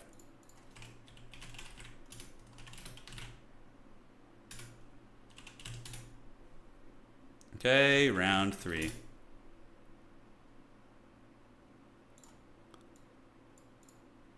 Okay.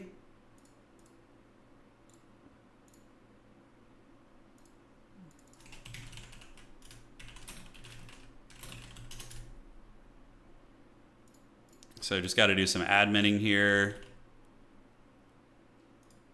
Got to fix some of this. And then, so that was Daceberg and Renette's. Dace and Renette. People often report the scores wrong. I don't know how it happens. Yeah. Is the unique Molder Lord any good? Oh, you mean Throt the Unclean? He's pretty decent. You know, he gets her done. Okay, so let's get in here, and we're going to set up our next lobby right now. So that's going to be T3. Let's host this, and we have our next opponent here. So that is going to be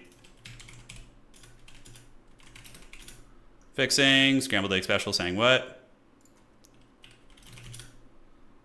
Great. Okay, so that was the other way. Okay, so that's 1. That looks fine. Did somebody switch that on me there? That should be 1 point here. And that should be 1 point here. Yeah, Throt's really quick. He's actually good, I think, against like, or maybe viable against like Bretonnia and a couple other factions like that. But yeah, they've got some tricks. Okay, so we got Greenskins here. Greenskins is a fun one. Oh, this is an opportunity for me to try something I've been wanting to try. Oh, yeah. Okay, I've been waiting to try this. I've been waiting for this moment for all my life. So this is going to be round 3. So these are the maps. Then we got Daceberg here is going to be there. So let's get you. Okay. Let me give you a roll here, by the way. 1 sec, guys.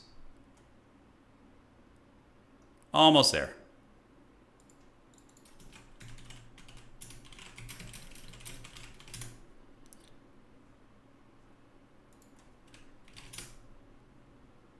Okay, cool. So just working it out. Did you just win? Yes.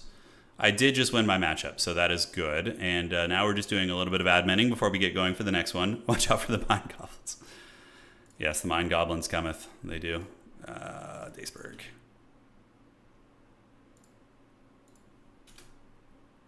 All right, cool. So all fixed up. Wonder how our tiebreakers are doing. We're currently undefeated, but our tiebreaker scores aren't too strong as of now. Granted, that could change. All right, so he bans Bray Valley. Daceberg, check your GM. Yeah, all right. So he bans Bray Valley, and then we're going to be on the yo-yo. We'll play Borderlow. Great, so we're going to play Borderlow Landing. Is going to be the map. We are against Greenskins. This is what I'm here for. This is the build I've been wanting to try. Now, I could lose.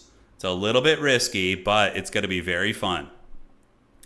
All right. What do we got? So we definitely want to get you, but I think it has some teeth. I think it does. Yes, and yes. Everything looks fine here. Prepare yourself for the forbidden build. The most forbidden build you can possibly imagine. Philip says, yo, my first time signing up for a tourney. I didn't make it in time. Oh, don't worry about it, Philip. You're all good. Yeah, if you don't check in, it doesn't matter. It doesn't cause any issues, so don't you worry about it. Yeah, we're going to go with you. We're going to get this, and we're going to get that, and I think that is going to be good as well. You guys have no idea what's coming. I mean, maybe some of you guys can suspect it, but it's going to be good. So we're going to get this. We're going to cut that. We'll keep that ability. Cut that and that. Okay. The all doom wheel build? Yes, of course. That is going to be the nature of the beast. I definitely want some skirmishers. It's Mighty Morphin Ogre time. Okay. Then we're going to need to bring a caster as well. You can kind of see, okay, I need to make the blocker a little bit bigger. There you go, Wookiee. You got me covered? All right, homie. Yeah, Wookiee was a majestic creature in life, you know. He had a good run. He had a very, very good run. Okay, so I know summon spells have been buffed in this patch, by the way. So I'm going to maybe try and experiment with those a little bit more. Yeah, that's going to be kind of fun. Yes. Good, Anakin, good. Oh, this build is so meme. Oh my god. I feel like I'm going to lose this. Why am I doing this? Like, I'm having a good run, I'm winning my games, and then this shit happens, you know? 2, 3. Okay. I think that's probably fine, right? Let's cut you guys, and then we're going to get the... no, you guys are getting something very fun. You're not going to expect this, I don't think. This thing caused terror yet? That's okay. The thing? No, not going to be the thing. Yeah, so they have a lot of like a lot of pressure we have to deal with. We're going to see what they end up bringing. In the backside, we can go ahead and slap you down. I think that's going to be very good. Ogres galore. Do it for the Horned Rat. We're doing it for the Horned Rat. Yeah, the Horned Rat would like this build. He'd be like, yeah, dude, this shit's chill. He would like it. Okay. Oh, man. This is so risky. This is so risky, guys. Oh, man. Okay. So I think we get 2 of these, and then we're going to want to get... yes, and then yes, and yes. All right, wish me luck. The Horned Rat would approve of this build, yeah, 100%. 100%. The Horned Rat would like this one. Do we want to bring these guys? They're kind of an interesting idea, although I don't think so. Probably a little bit too flimsy against the Greenskins. The Greenskins. Oh, yeah, that's right. Eshin Triads are pretty good in this matchup. I think we want one of those too. All right, guys, fasten your seatbelts and get ready for the dankest of Skaven builds. This is how we throw tournaments, guys. This is where tournaments are thrown, right here and right now. We're going to Valhalla with this Skaven build, Rat Halla. This is where the little Skaven rats go. What do you think is the best SE for Skaven? Or SE... just Jezzails and Warp Lightning Cannon. So those aren't single entities. Single entities are just one unit. Are you talking about the best weapons teams? So the best weapon team for Skaven is hands down the Natty Bubo Sharpshooters. Because they're invisible when they shoot. So you have to get close to them to even see them. You're ready for this. You guys are ready. Okay, let's do this. And we're going to do that. While my opponent loads in. Thrower, dude, the rats, this is sink or swim for the little rat people, guys. Skaven Lord is excited. I can see him in chat. He's pumped. Okay, Scrambled Egg Special has... gets 2 points. Looks fine to me. Okay. Must blow up the moon. Yes. All right, guys. It is a Forbidden Storm Vermin Trench build. So we have 1 Storm Vermin here, 2 here, Council Guard in the back, and Trench Craven Tail. So he has Tretch's Raider, so if you're winning in combat nearby, he gives damage and stats to nearby rats. We also have a Plague Furnace, which is a Walmart Mortis Engine, and we have Gorich. So that's it. Yeah, that's basically the build. And Gorich is going to be in 2. We're going to get you guys in 3 over here to grab the side objective, and we're going to send you guys to the side as well. You guys like this build? It's pretty Chad. Oh, man, I don't know how this is going to go. We're going to try and make it work. Just embrace it, okay? Gorich. The Skaven box. Guys, we're playing land battle. Unga bunga. We're going to sit in one position. High octane box gameplay. Bringing back the old school. Okay. So if my opponent doesn't have archers, I actually have a chance to win. If they have archers, I'm probably in big trouble. But, you know, we'll see. So what do we got here? We got some skirmishers, which is fine. Gorich, we do have the spin to win, the evisceration. Come on, baby. Let's go. On the back, what are we going to call in? Probably, do we want ogres yet? I guess I don't even see what his army is. He does have some forest goblins. And the rest of his army, ooh, he's got a lot of archers. Ooh. I'm not liking that. We do see Grom the Punch, which is a little bit scary, but that's okay. So what are these going to be? Orcs? Wow, he even brought black orcs. Holy shit. Probably Natty Boobo Sharpshooters then is going to be our first call in, and then we're just going to defend them. So we're going to get them set up, move them up here. It's going to be hard to protect them for sure, but, you know, it's okay. So we're going to put him in group 4. Gorich is going to hide behind that pillar, and if he decides to come for me, we should be good. So that's going to go to us. And we're going to get the sharpshooters up, and they're just going to start picking off archer units one at a time. We're going to get the night runners to go skirmish a little bit, just leave these guys to hang. And now this objective is going to be going for us. Mortars would have been really good here, for sure. But, you know, you can't have everything you want. Sometimes I went with the direction here. Gorich can pop out. I mean, Grom is just teasing us. Trench Graventail is very frightening, so he's going to be a menace. The Jezzails are almost in range here, which is nice. They're going to be our big saving grace. And what do we have in the woods there? Orc boys with spears. Okay, he's shooting at shielded storm vermin, so we don't care too much about that. Trench is going to go for you, and we're going to get Gorich to go after you as well. And now the Jezzails should be able to shoot at these forest goblins. Yeah? You better be careful, though. I mean, Gorich is a pretty strong fighter, man. He's no joke. We're going to get the furnace in there, and we're going to get you to move into Grom as well. Skirmisher is going to keep pulling back here. And Gorich is going to start laying a whooping there on Grom the Punch. All right, so we'll get these storm vermin in there. We're going to get some ogres to protect the Jezzails. And now we're just going to kind of value trade here, pull back. Cool, so that's going to be one dead unit. Grom is, people don't put the respect on his name there.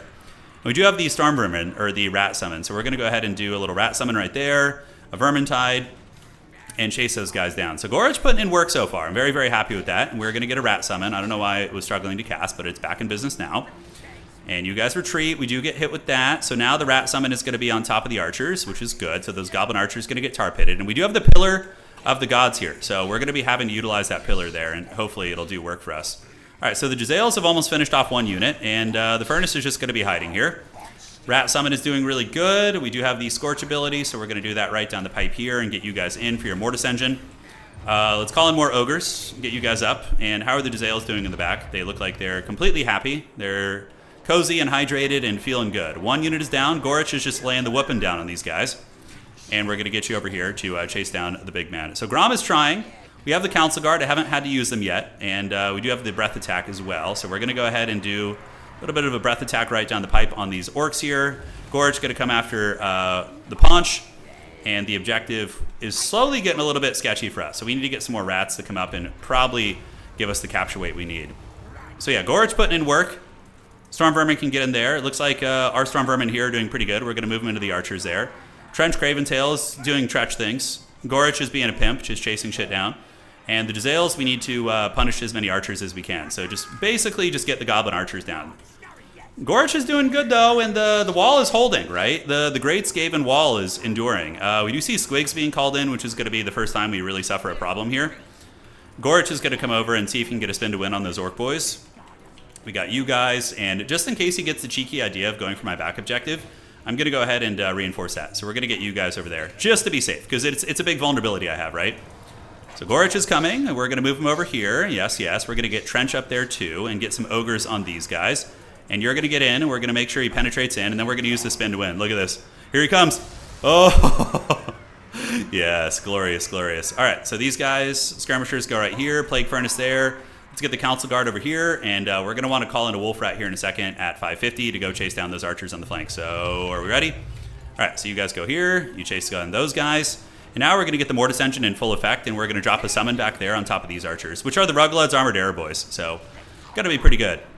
All right, so yep, you guys get back there, shut that shit down, and go after them. Perfect, perfect. Yes, yes. And the Jezzails in the meantime. Those archers are going to get killed, but we want to shoot the Ruglad's Armored Air Boys. That's going to be very good. All right, so let's get the Storm Vermin up. We are able to break that position with Trench Craventail.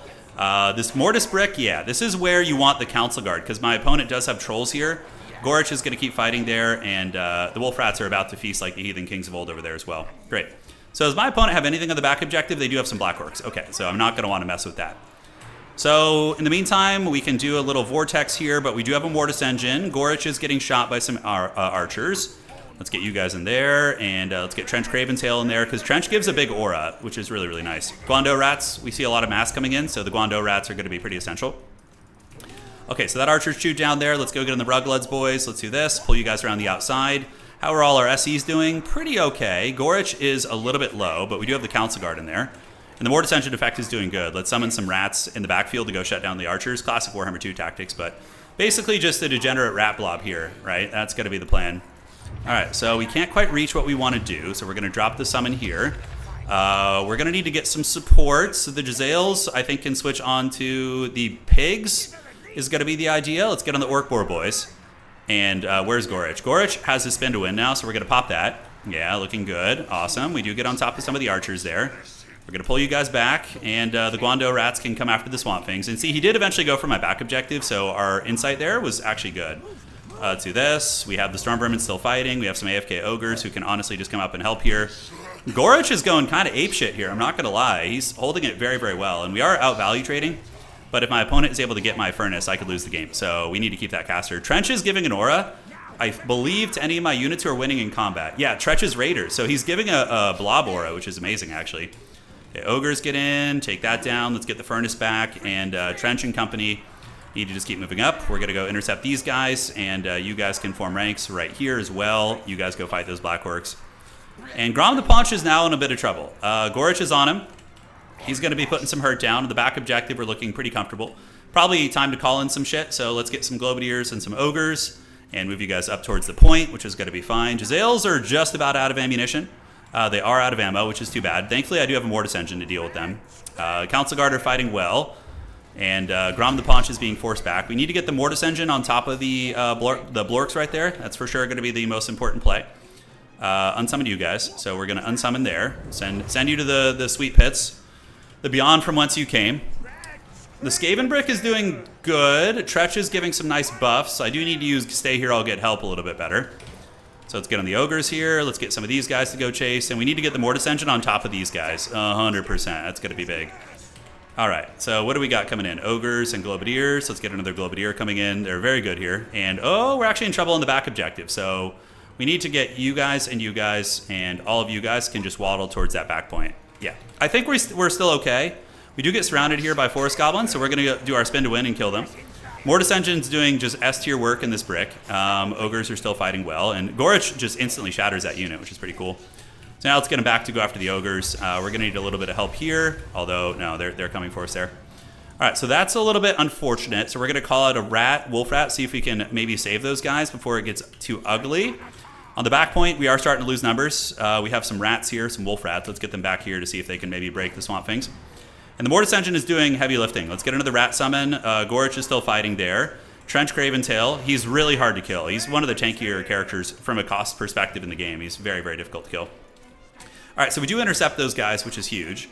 The other Globadiers are going to be heading to the outside, and hopefully we'll be able to stabilize that point. We'll see. And how are we looking here? So housekeeping, and the Black Orcs are still just getting Mortis Engine, so that is really, really good. In the meantime, do we have any other effects we want to do? Trench is actually showing Grom who's boss. Yeah, he's showing him who's the kingpin here. Black Orcs are wavering, being tar-pitted pretty effectively. Still some archers over there. You guys are coming. My opponent did manage to steal the side objective, but we're pretty well ahead on points. As long as we don't, like, throw like Tretch away and just lose him or something, I think we should be fine. Gorich is just going apeshit over here. We're breaking a lot of positions. Breaking a lot of hearts. All right, so we got the 2 spears arriving. So spears and Globadiers need to get on you guys. And we can call in a Wolf Rat just to give extra DPS against the trolls and help break them off the battlefield. And you guys are just going to continue breaking. All right, so Gorich and company, let's reform ranks. You guys get right here. Trench is going to go to the back objective. You're going to hide behind this pillar right here. And yeah, let's go fight those Goblin Archers. Okay. So how are we looking? Yeah, Grom is there, a little bit problematic. We don't really have the maneuverability to get there. I'm thinking of doing a push on his back objective, although we don't really have much to call in. So this is why unsummoning is very important, so you can get fresh units in your pool. All right, so Trench is coming. He's going to move there. The objective is going back into our favor. We do have some archers here. Let's go get on top of them. and get you guys right here. Gorich is around. You guys can stand here and here and here and form ranks. And the Furnace is just going to hang out for now and just kind of see what's good in life. Ogres can go there. Objective is coming for us. Entrench going to give it to you. We're going to give the leadership buff to the entire brick there. So a little bit underrated, right? Pretty good. Let's get the Wolf Rats to chase down Swamp Things. You guys can go after those. And let's get the Wolf Rats to intercept them as well, just to make sure they get caught. We'll send Gorich to help too. Storm Vermin are almost back on the menu. The ones that died earlier are currently coming off cooldown. So we're going to get our Jezzails for now. It's just we don't have much else to call in, honestly. Going to have them shoot right there. And great. So that's done. Let's get you guys to go this way with Trench. Some spears. You guys hang out on the back objective here. These are Globadiers, so they can just hang out on the back point and kind of keep it nice and secret and safe. And our speed was able to capture the mobility on the side. So the Broken Tusk Mob actually does get caught here, which is huge. All right, so a little bit of nastiness. The Greenskins got some creepy coming, and it does look like they're going to go for a kill on my Furnace. So we're just going to drop a little Rat Summon here. Squeal, yes. Ogres cleaning up. Let's go there. Let's get Trench and Company still here. We do have some guys in the woods, which I'm hopefully thinking we can handle. And the Jezzails can now pop up, and we're going to get them on top of on him. So we're going to run this thing back. We can actually just go steal my opponent's back objective now. They don't have anything back there, really, so we're just going to go for it. And Trench is showing why he's just the Chadliest of all rats. You know, he's just doing it.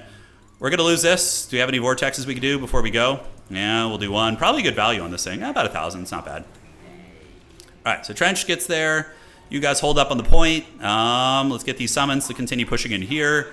We're ahead on value, I wouldn't say by a ton, but by enough to certainly be comfortable here. And that objective is going to go to us. And Trench and Company can probably fight this one out. Yeah, we're going to get right there. And he does manage to kill the Furnace. So where are the Jezzails at? Are they shooting? They are shooting at Big Man. We'll call it another Storm Vermin here in a minute. We have these guys waddling up towards the middle point to try and take that. And on the backside, we do get this. Let's take the Globadiers back over here. We can leave those guys to defend, take the Globes back to the middle. Let's get you guys back on the point here. Form ranks there. Trench is going to keep fighting and providing the Trench's Raiders, which is quite nice. Hell yeah, Sam. 0-3, let's go. All right, still got it. Who thought that build was going to work? Yeah, who thought that was going to work? I actually did not, but it was cool, man. Gorich was actually pretty pimp. He was good, right? 1,800 value on Gorich, and he was only like 15. We got 1,000 on this thing. Trench got 500, but he didn't die. Gorich was MVP, he was. Storm Vermin held. The Council Guard did very good. Maybe just going Halberds is better than Sword and Board in this matchup. And yeah, Jezzails also did good. It was overall a pretty smooth experience. GG dog. Well played. And let's get this all set up here. All right, so let's refresh this. Still got it. Still got it. Horned Rat nods in approval. He does. The Horned Rat is pleased. He is. What kind of sacrifice does one have to do to attain this power? Yeah. Honestly, that build wasn't bad. Like, it wasn't a meme build. There is some synergy there. Let me show you guys what I'm thinking here. So that's going to be Skaven versus, he was playing against what? He was Greenskins. All right. The Greenskins. All right. So the idea is Gorich just got buffed last patch pretty considerably. He got some cost reductions, so I think he's actually kind of good now. Like, he's a cheap, really strong SE duelist that only costs 1650 and has a good AoE crowd clearing ability. On top of that, this is what makes this build better is the Trench's Raiders. So nearby units who are winning in combat, which are going to be like Storm Vermin, right? They're usually going to be winning in combat against chaff units. These guys, they get +8 melee attack and they get a damage buff. Everybody around Trench. Granted, the aura is really small, but it's still not insignificant. Yeah, I think it was all right. So, GG, well played. Let's see what's cooking as we look into the round. So we're currently 3-0, but we still might not make top 4 because our tiebreakers are not very strong. So that is one issue we may run into here today. Although, yeah, our tiebreakers are pretty weak. Unless, I think Hliden is losing. Our Dwarf opponent, I think he lost both games. Even though he's like a season finalist, he's still... No. Okay, if Hliden wins, then that gives us a chance at the tiebreaker here. But honestly, our odds at top 4 are pretty good right now. Let me go ahead and do this and go to that. Okay. Outstanding. So we're undefeated. Dark Age Rush, Iceman is undefeated. Opal Black Bear is playing as well. Scrambled Egg and Boss Toss are duking it out. Count Games and Iceman, Danikin, and Death Ricochet. So a handful of players are still playing their matches. So there's going to be a lot of other undefeated players. Oh, no, wait. This is a 5-round tournament, isn't it? Oh, shit. Yeah, okay. This is a 5-rounder. Okay, so we got a little bit of cushion. I always forget. I'm doing 5-round tournaments now. The 4 rounds are still good, though. I don't know. I like the 5-rounders, though. They're fun. You really get your bang for your buck in those 5-rounders. Yeah, I will be playing Zero Space again. I really enjoyed the game. I thought it was fun. Like, the thing about Zero Space is, if it didn't have the mercenary system, I probably wouldn't play it. But the mercenary system, I feel, gives it really good faction diversity because you're like getting mini factions within factions. So I do like that. Gorge, please, and corn, even with an awful rat body. That's right, Wembley. Just an awful, disgusting, filthy rat body. I am really thirsting for some Age of the Ring, though. I'm really thirsting for some Middle Earth again. I'm painting up my fighting Urukai in the garage. I finished painting about 12 scouts since Saturday, so I'm going pretty hard in the paint, quite literally. Going to be spray priming a bunch of the shielded warrior Urukai. And they're really easy to paint, though. The warriors, because it's just metal and flesh. So you basically just spray them silver and then wash them and dry brush them, and then you're good to go. Paint me an army worthy of Mordor. That's what we're doing. Hey, have you guys ever seen... it's a YouTube channel called the Nerd of the Ring. So it's a Middle Earth Lord of the Rings lore channel. And he did a really cool video I watched last night. And it was basically... The lore video was... it was a theoretical analysis of how the events of the Lord of the Rings would have went if Saruman had gotten the ring. So it's as if Saruman had gotten the ring when his Uruk-hai attacked the Fellowship at Amon Hearth, I think is what it's called, or Henth, I can't remember. But remember when the Uruk-hai attacked the Fellowship and they capture Merry and Pippin? Well, what if they had captured Frodo and Sam instead, and they had taken the rings all the way back to Orthanc? It's a really, really cool video, though. Yeah, you watched all his videos. Yeah, he rules, dude. I watched that. I was like, damn, this is like fun, and he has like good animations, and he's very knowledgeable. You've been watching him for years. Yeah, I don't know. I enjoyed it, though. I thought the video was good.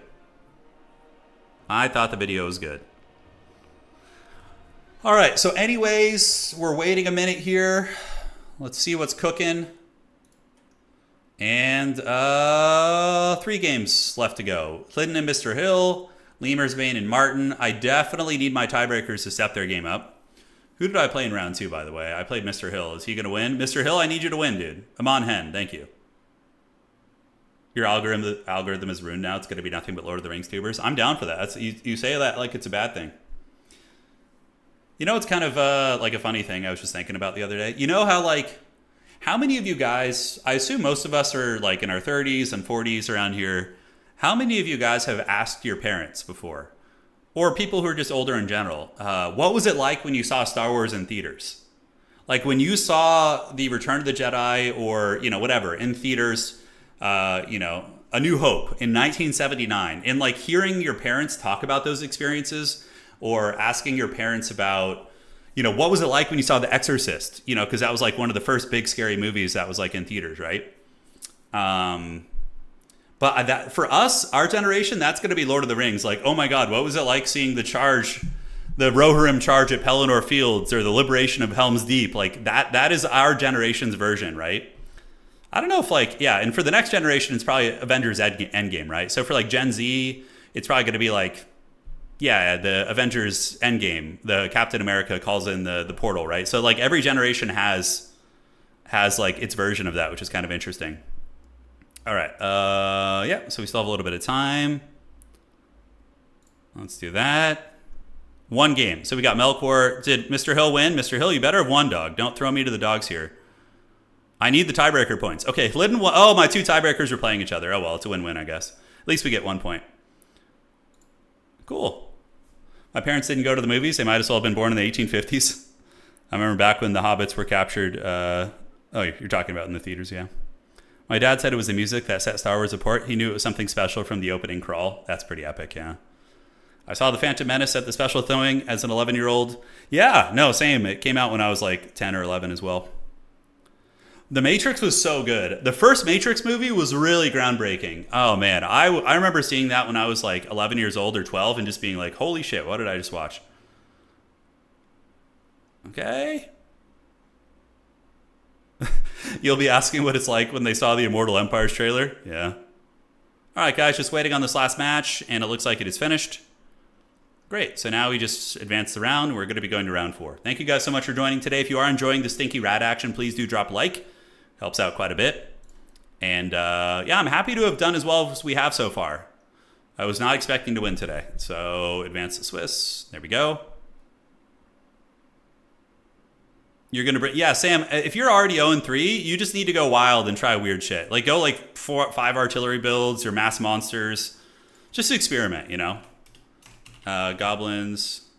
Okay. We're live. Round 4. Okay. So all set. So round 4, who are we going to be playing? And we're going to be playing... Oh, shit. Daniken Trop. We're playing the Dark Elf, the Dreadlord of the Dark Elves. Daniken, I think, is... They lost our last tournament, I think. To... Was it Scrambled Egg in the finals? Okay, let's do this.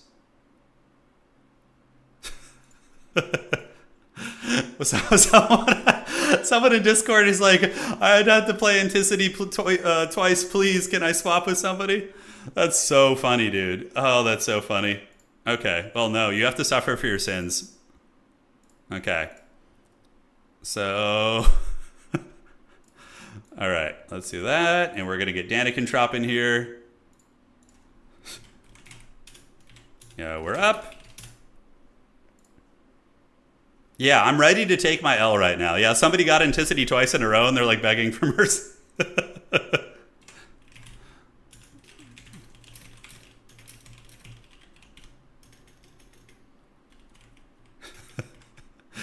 Okay, let's see here. We're not gonna... Please, Anticity, have mercy.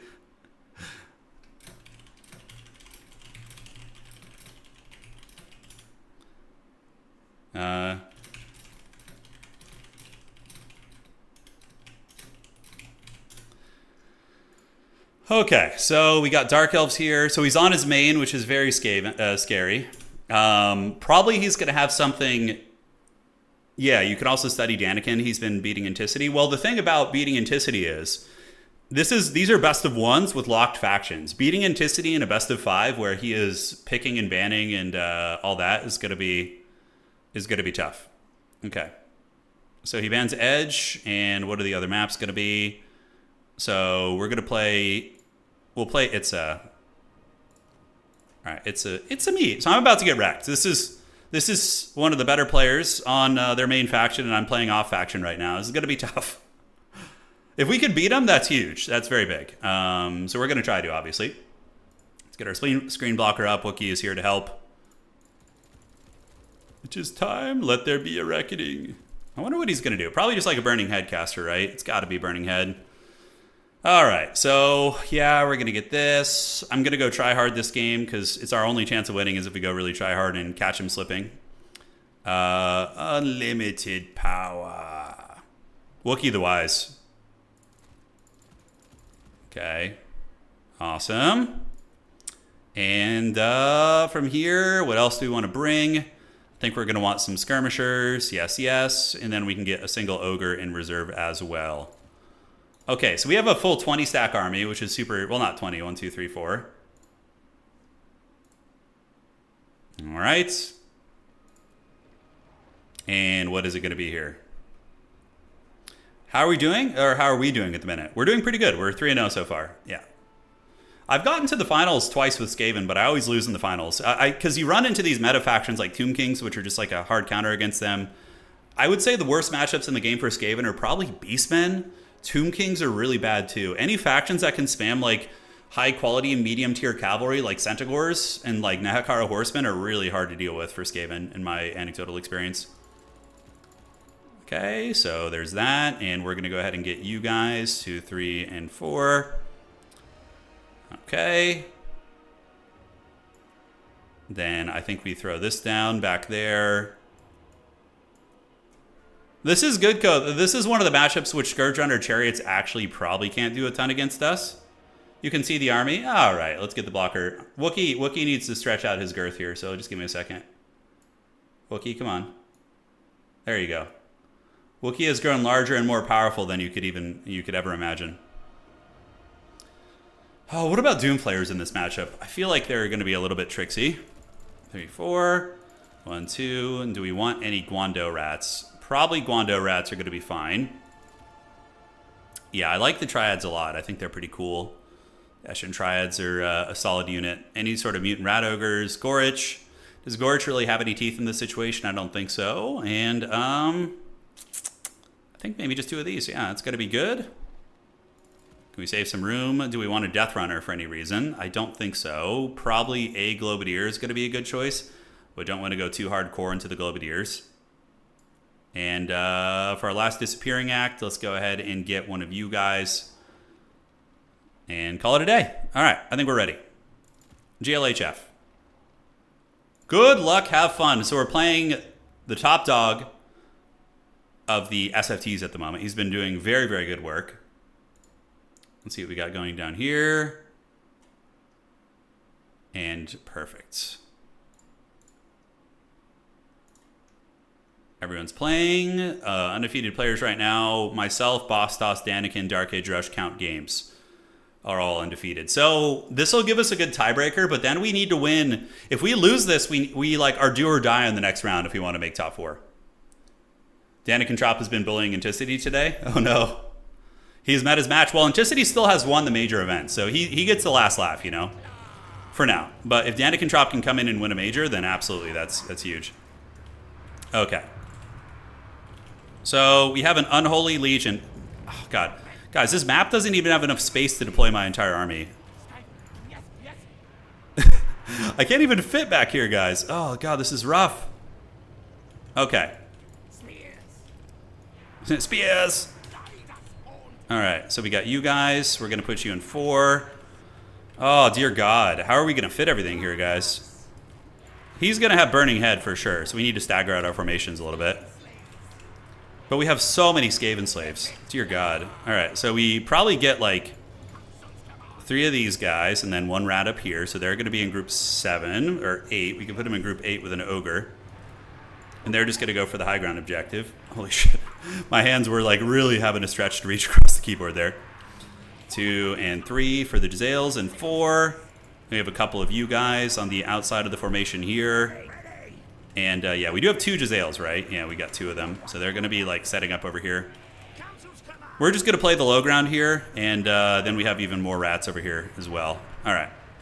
So we're going to put you guys in 5. Skaven slaves. I think I brought too many Skaven slaves. Look at the deployment box on Itza. So Creative Assembly, a lot of the maps they made have like tiny deployment boxes, which is tough. So I have a dreaded 20 stack, which is pretty rare in domination mode. Yeah, there's going to be a lot of chariots for sure, but I'm hoping we can just absorb them with our bodies. Okay, so let's see what they got here. We're going to move you guys up like so, and move you guys up like so. Perfect, perfect. Get you guys set up, and then you guys can waddle over to the high ground objective there. It's going to be Lokir or Malice Meme Blade. Okay. So that is fine. Malice is here, and he's good to party.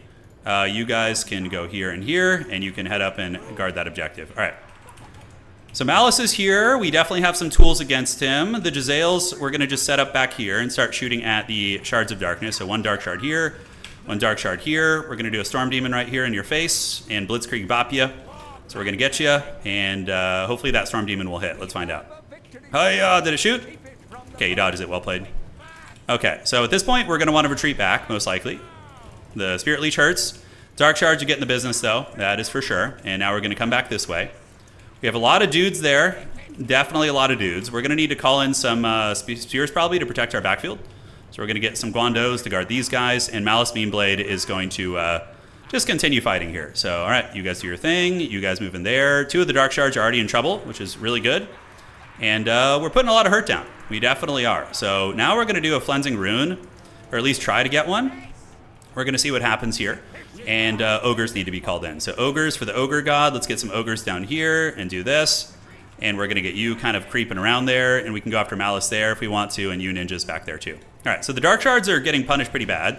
If we could force my opponent back here into a bit of a precarious position, like overextending, that'd be really good. So we're going to do this, and it looks like the Dark Elves are going to force a blob fight on us, which is good. So let's start focusing these Shards of Darkness again. And we're going to go ahead and do a Cleansing Rune right here on the big man. That's going to be good. And then we can go ahead and get this. These Wolf Rats can go and do a little bit of cleanup there. So let's get you on these Dark Shards. And we do get a big Cleansing Rune. Now, a little bit messy because our damn Skirmishers decided to get in melee here, but we need to get these Ogres down. Value trading is definitely good for us so far. Definitely good. All right, let's get you down there. We're going to get you nibbling on this Sorcerer here. And the Ogres and company are doing good. We're going to go run over that Canid Assassin, get you up there. And the high ground point belongs to us. So we're doing pretty good there. And there is a Hydra, which is pretty cool. So Hydra against Skaven, it's an interesting idea. I don't hate it. All right, let's switch on to the next target here. And we're going to go ahead and continue poking. We get the Ogres in. They're going to move. And we're going to get the Doom Wheel back. All right, so keep running here. Jezzails are still doing their thing. Malice Meanblade is being a menace. And how are we looking at all the missile units? Yeah, we can go run down some of these, probably. Although, yeah, I think staying on that Death Sorcerer is going to be smart. All right, so back we go. Let's get Ogres, and the Ogres are going to come and protect Icket Claw. Jezzails just keep shooting at the Archers where we can and value trading. So, obviously, we have the high ground objective. We can afford to go down objectives for a minute here, right? 100%. But he's able to swarm the battlefield pretty well, but his army is taking a lot of damage. We need to get Icket Claw to get you. We're going to fan out back here. Fan out back here. And is he going to go demon form here? I'm not sure if he's going to. We're going to keep following these characters. Okay, so now he is in his anime form here. He's full demon form. Okay. So let's get you guys to go help out against those guys. We're going to get the Ogres to keep chasing Malice Meanblade back here. You guys go after this. And we need to kill this Canid Assassin. So we're going to continue moving the Jezzails over here, unsummon here. And we're going to get you guys to move back up. And Malice is taking a lot of damage. There's actually a decent chance we're going to be able to kill him, I would say. Yeah, and we are kiting this unit. The Buboes are running away. Malice Meanblade is a little bit trapped up here. We do have the Storm Demon, but I need better line of sight. So yeah, that's something that's going to be kind of important here. All right, so Heavy Cavalry are on the way back in. We need to get some Wolf Rats here. We're going to intercept them, and we're going to go double Wolf Rat, 1 and 2. We're going to get the nibble on those guys and get the Rats coming up here. And now we just need to secure this homie here if we can. All right, so back we go. Double Wolf Rats there. Yeah, now we have an opportunity for a Howling Warp Gale of the Gods, which is going to be very, very good. Is he going for the high ground? He's not. So, all right, let's get you guys back, unsummon you guys. Get you back in the pool. Wolf Rats are feasting pretty hard, and Icket Claw is going to kill that assassin for sure. I would be pretty shocked if he didn't. We can even use a Storm Demon to make sure we get the kill there. Now let's start shooting at these guys, moving up, and you guys can engage here and get everybody to engage there. So Malice is almost dead, actually. If we could beat Daniken Trop on Dark Elves, that would be pretty insane. I don't know if we'll be able to, but we're going to try. So we're going to go ahead and reinforce the high ground objective. So we need to get some Ogres and company over there and really make sure we can't lose it. And the Assassin is chased off. He's at negative something or other. And Malice Meanblade has almost got the Jezzails offline, but yeah, these ones are still shooting pretty happily. We do get the Shatter right there, which is great. And we do see the dreaded Hydra back here. So killing the Hydra is going to be tricky. If we can kill Malice, though, and keep both these Jezzails online, that's going to be pretty fat.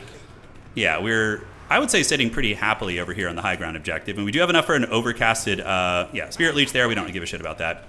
Malice is almost dead, so I'm kind of thinking, do we really need to worry about it?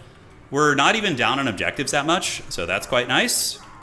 And Malice is looking pretty beat up. Yeah, we are winning this game.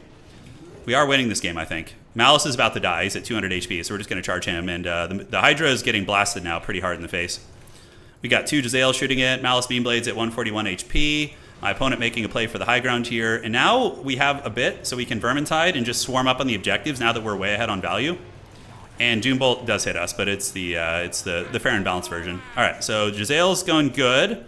We're going to get Icket to do this, and then you guys are just going to blitz up towards the middle.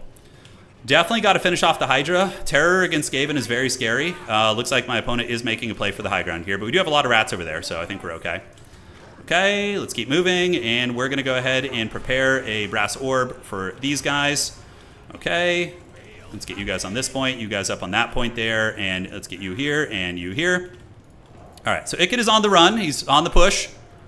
We do have the Ogres of the Gods, so let's get the Ogres to form ranks. Form ranks! You guys come around the outside, and let's get you guys over there, actually. That's like an easier point for us to get, most likely. And we are, so totally, I would say chill over here. I think we're fine. So do we call it a Warp Lightning Cannon? The Hydra is actually almost dead. And we are going to be able to Vermintide out here. And, all right, so we do get that thing down. Cleansing Rune, we're saving it for like a big one. We want to get a really, really big Cleansing Rune, right? That's going to be the sauce. My opponent is making a play for my guns back here. So what we want to do we have any of these? And we do have some Wolf Rat boys. So we'll get some Guando Rats to sit in between. We're going to get you moving in. These are just Dark Riders, so we don't care too much about them. They're not that scary. These are Dread Spears, so let's get you coming over here. How are we looking on the high ground? We're looking relatively comfortable. Yeah, we're looking somewhat comfortable. All right, so that character is causing me a lot of grief, so I'm actually just going to nail it with a Cleansing Rune and see if we can get a break on it. And we have some Dark Riders over here. These guys are getting this. Perfect. Ogre's getting the job done. We do get an overcasted Cleansing Rune right there, so let's get you guys back here. I could still lose this game if my Lord gets knifed, right? If my Lord gets low, I'm probably going to go hide it in the bushes somewhere. So Jezzails and Jezzails, we need to go after the War Hydra, because we need to get that terror off the battlefield. You know, that's a big problem. So how are we looking here? Looking good. A little bit sketchy up here, actually. So we might need to do a little bit of a quick reinforcement. Unfortunately, it's just Wolf Rats. So, yeah, a little dodgy, man. Dark Elves are, their mobility is no joke. All right, so the Harvester is doing good work. Let's rotate to the middle now. So we are able to get this point. So we're going to go over here with everything. Ikit Claw's going to go there as well. We'll probably leave you guys to defend this. And we can get a little bit of a Wolf Rat here to help out with this situation and deal with these Bleak Swords. The Jezzails are still shooting. We can get the Eshin Triads coming. I don't think anything's really threatening these guys anymore, so we're going to unsummon these Ogres. And that damn Hydra, it's really anchoring in there, isn't it? All right, so Wolf Rats are coming in, and we do have a lot of reinforcements coming as well, so we're going to get those guys up on the point there. We have two of these guys, so we're going to unsummon them, get them back in the pool. Oh, no, wait, are those guys guarding the side point there? They are. Okay, so I think we want to keep them. So I'm hoping Ikit and company are going to be able to really roll dirty through here. We do have a Brass Orb for these archers. So we're going to try and take them down. The Hydra is just straight up not dying, though, guys. It's just, like, cackling all the way to the freaking bank right now. I don't know how we're going to kill that thing. I guess we just get this on, and I have two Jezzails shooting at it, and it's just not going down. It's tanking it like a champ. All right, so the Rat Tide is coming. Let's get you guys across on the Doomfire Warlocks, and you guys here, and then you guys over there. A couple Rats have also rallied. We're going to get them back here. So gotta just make sure I don't get karate chopped. Oh, he brought Malice back. That's hilarious. I don't think Malice will be able to do much. We're just going to go hide our Lord in the trees, basically, and we should be fine. All right, so we get that objective there. Jezzails are still shooting. The Hydra is almost healing capped, which is great. We're going to get you on the Dark Riders and turn about face. And are we going to be able to get this point, too? If we can get a triple cap here, that's going to be pretty clutch. Ikit Claw with the Terror Route. And we can do a Cleansing Rune. I think we're going to do an overcasted Cleansing Rune on you, because I just want to get rid of his magic, you know? And he's going to run right into his other hero. And now we just hide in the trees. We just are going to... Ikit Claw has become a Wood Elf. That's basically what's going down here. So his caster's dead. We managed to hit Homie. We got this objective. Looking pretty good. The Medusa, the Hydra, probably just chase it off the battlefield with those guys. We can get you guys to chase it too. On the high ground, we are overwhelming the Druki here as well. So yeah, now we just live in the trees. It's our natural habitat now. So rats and rats. Yes and yes, and we just need to react to what he's doing now. So wherever he sends shit, we just watch him and we just mirror him, right? That's it. So, and it just can be any number of just bullshit units. Yeah, we just got to drag him down. All right, so we're chasing the Hydra off the battlefield, and there are some Dark Riders trying to harry it. He is able to re-secure the middle. And yeah, now we just get the Vermintide moving up to the middle here. His Lord is potentially going to die again, by the way. Do we have a Speedy Wolf Rat here? We do. All right, so Speedy Wolf Rat, get in there. Head you off. Let's get you to the middle. And do we have enough for another Cleansing Rune? We actually will soon. That's actually very clutch. All right, so you guys up on the point. You guys go here, and let's unsummon you guys. You guys can go fight that. Velociraptor Cav are on their way in. And he does start to get the middle. So how are the Jezzails looking? Probably just rip whatever shots you can into his Lord right here. And we're just going to be a rat in the trees. We do have the Ogres. Oh my god, for real? That thing came back? That's so bad. That's so freaking bad. Oh god, that's so troll. I was literally chasing it. I don't know how that thing would have come back, but... That's not good, because that actually gives him like a bit of a fighting chance. The fact that that creature is alive now, we're going to need to bring Ikit over and maybe use him. So we're going to get the big boys over there. He's got a lot of cav coming over, but we have like plenty of spears and just trash units on that point. I don't think he's going to be able to get that one. All right, so we passed him on points. I could go for another kill on the man here. Let's get on these archers. The Jezzails are actually both out of ammunition, so we're just going to unsummon them now and get them back in the pool. We're going to get the spears over there as well. Hopefully be able to do something. His Lord, of course, is going to be disappearing, right? So, yeah. He had a little bit of momentum, but I think we're going to push him back. We're up in value pretty considerably, so. All right. Okay, let's get you guys back here. You get back here. You know what's funny is, like, I don't think I could beat Danikin on any of my main factions. Like, Nurgle or Empire, maybe. But, yeah, I don't know. It's still a dodgy proposal. So we're just going to Vermintide these points. Just rats for the Rat God. And he wants it. I can see his rage boner. He's got a little bit of a tickle of the pickle over here. And it looks like the Hydra is dying to the halberds. You guys go right there. And do we have enough for... We don't want to overcast it probably, so we're just going to do a regular cleansing rune on Homeboy. And here I think we're chilling out. I think we got enough back here. Yeah, a couple cold ones and whatnot are causing some havoc, but nothing we can't handle.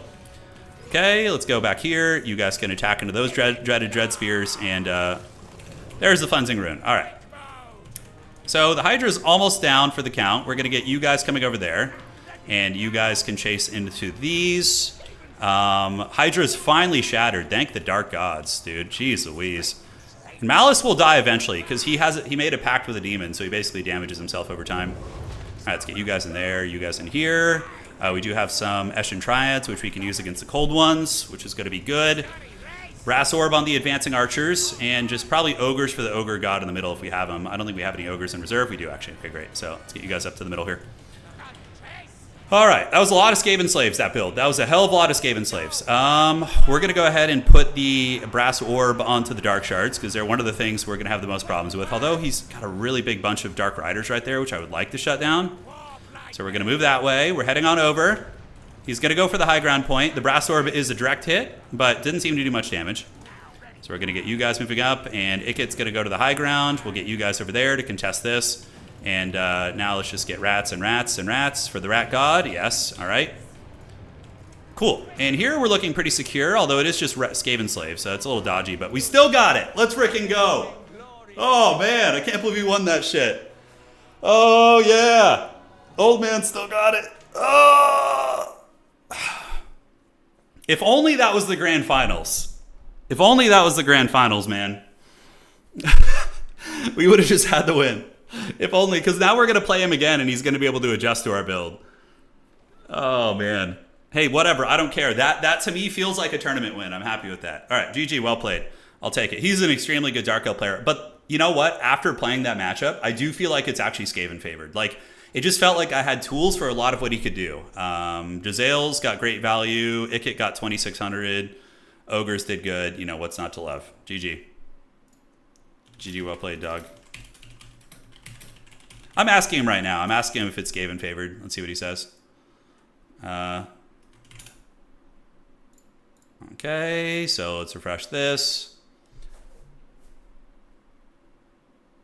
Let's see what's going on here. So that's going to be 1 and 0. So we are guaranteed basically a top 4 spot now, which is cool. So in this last game, it's not a big deal. We can get a little bit wild. Skaven versus Dark Elves.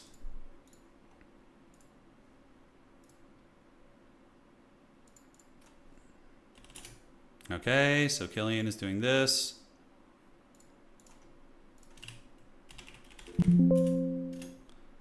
So Mr. Hill is dropping.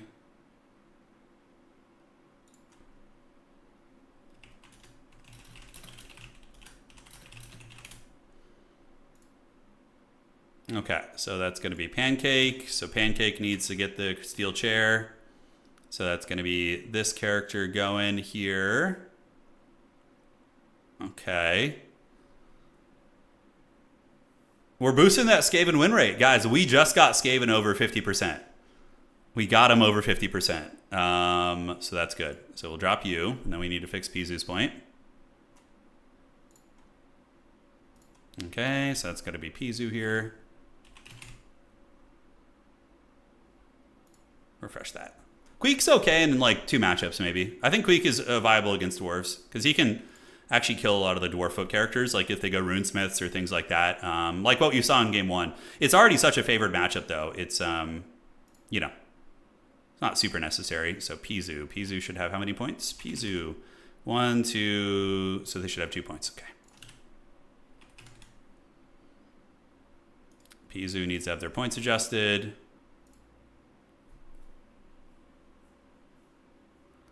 Okay, so Daniken is saying he doesn't think it's Skaven favored, actually. He's saying that maybe it's hard for him personally, but overall it's doable. Yeah. Interesting, interesting. Okay. I am a Skaven main now. I've embraced the Horned Rat. He calls to us.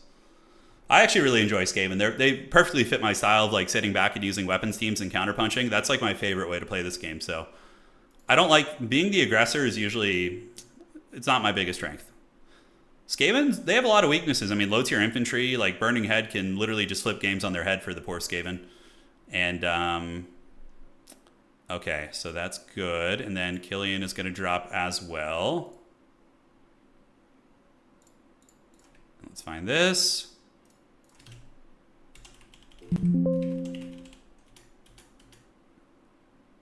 So Killian is going to drop here. I think Mr. Hill said he was dropping also. But I need to wait and see if that's the case. Okay, dropped you.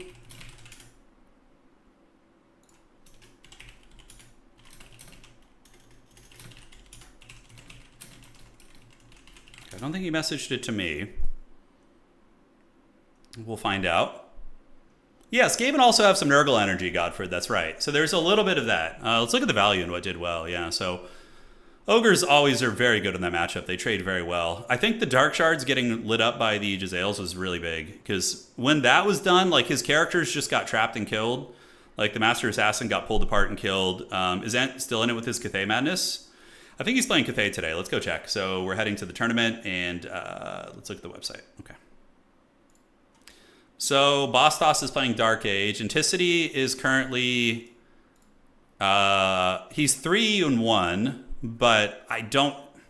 It's going to be hard for him. I don't think he has a chance at top 4 as it currently stands. Yeah, I don't think so. Let's go ahead and refresh the website truly and get a look at that. Okay. How many warp stones did you put in the coffee this morning? I actually don't drink coffee anymore, but I would put a lot in if I could. Yes. Yeah, so Daniken is likely... I'm likely to face Daniken again. Bastos is also here. I think he's still playing his match. Yeah, Bastos and Dark Age Rush are playing for an undefeated spot to see who's going to be getting it. Anticity is 3-1, but his tiebreakers are kind of weak, unfortunately, so it might be hard. And yeah, still a handful of games to be played, but these guys should be wrapping up in the next, like, 4 or 5 minutes, I would imagine. Yeah, we'll see. It definitely feels it feels good to come back to Total War. Like, so yesterday, yesterday I was just getting punished playing that Zero Space game. It's like a game I'm brand new at, right? So just getting absolutely wrecked on the ladder. Like freaking 10 games in a row, just getting clubbed by people to come back to this and have a chance, you know. I miss coffee though, man. I would drink it, Nelson. It's it makes my wrists hurt. So I have an autoimmune disease that attacks my tendons in my body, and when I drink coffee, it gets worse. I don't know why. So yeah, I don't drink coffee unless I'm on vacation and I don't have to work or something. Yeah. Who's the foremost Vampire cosplayer? Scrambled Egg Special and Alexander Nuts are going to be your boys. Yeah, those are going to be your boys. The dreaded Ghost Reaper. Running into cats immediately. Yeah, we ran into one of the lead devs of the game who's also a former StarCraft pro. We actually got some good wins last night, though, off stream. It was good. I felt like I was getting the hang of the game. But nothing beats Total War Warhammer, man. It's like the faction identities are so good. Rooted in like 30 years of lore and just great flavor. It's so hard to beat it, you know? Plus, this game is way easier for old people because the speed at which you move in micro is not nearly as bad as like StarCraft-style RTS. Okay. Let me check this.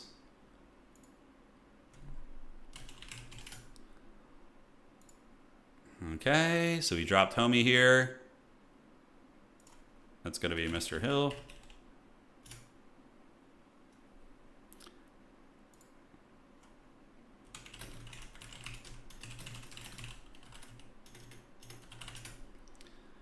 All right. So refreshing. Let's see who's going to make top 4. Vampire counts would be an interesting one. I think vampires are favored against Skaven. Historically, Skaven have gotten wrecked. Yeah, B6, it's going good. Hey, B6, while I have you here, you're, of course, one of the Chad Skaven mains out there. Skaven are favored against Dark Elves, right? To you, does it feel like that to you as well? Because I feel like we have a lot of good tools against them. I mean, I could be wrong. You know, to be fair, though, my opponent didn't use any burning heads. So they went with Lord Sniping instead, bringing Spirit Leech and trying to wear down Ikit Claw over the course of the game, so that makes sense. Is Domination the same mode from the release where you can spawn additional units during the match? Yeah, it is. So it's been reworked very heavily, though, Kojima. And so Domination is now the official competitive game mode that CA does all their tournaments in and stuff, the big ones. Yeah, it's really it's in a good shape right now. It was really rough at launch, though. It was rough. It was rough. Yeah. I would say, like, Age of the Ring stream soon? Yes. Maybe even tomorrow. This game is, like, mid-tier difficulty. But games like StarCraft and Zero Space and, like Tempest Rising, all those games are really, really... Okay, so B6 saying the matchup's more even if they bring Burning Head. Got it. Hey, Sam, thank you for the heads up. All right. Now let's see here. Let's refresh the website, see how we're looking.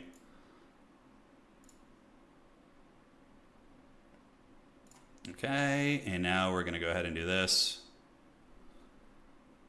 This player has gone AFK. I need a response from them. Somebody told me this person dropped, so I'm waiting for their response before I advance around here. It's Mr. Beans. Mr. Bean was the comedian, right? Yeah, Mr. Bean, the guy from the Englishman. Yeah, he's really funny. I vividly, there's like a Mr. Bean skit that is like carved into my memory where like he's like being chased by a 3-wheeled car and he like tips it over or something. I don't know why that one really sticks with me, but it's like of all the skits that he's done, that's the one that really, really sticks out. Okay, this guy's not responding, so I think we're just going to karate chop him there. So he was playing Killian, and we're going to drop him here. Great. Go website.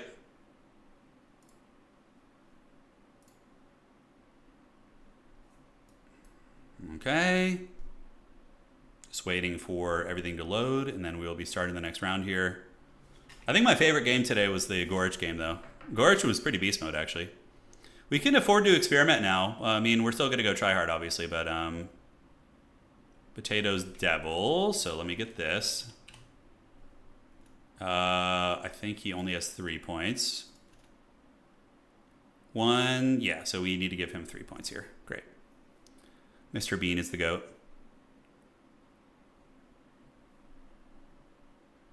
Yeah, the Total War community is definitely older, Maug.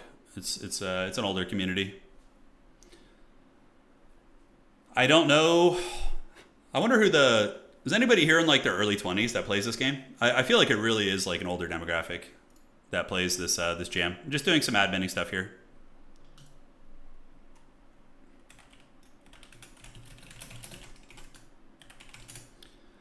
Okay. Yeah, so he did indeed drop, so that was the correct decision. So don't see much Skaven gameplay, maybe a bit of Molder Mash. We did a Clan Moors Tretch build earlier. We did like an elite rat build with Trench Craventail. I just like calling him Trench because it's funny. Using the Tretch's Raiders and the Lucky Skullhelm, he becomes very, very difficult to kill. Okay, Count Games is 18. There we go. Yeah, Charix is, I think, a teenager too, so shit, I might have delved too greedily and too deeply in the website here. I think there might be another admin messing around on the back end of the website, so let me do that. Okay. I need to just ping them real quick. Let me see.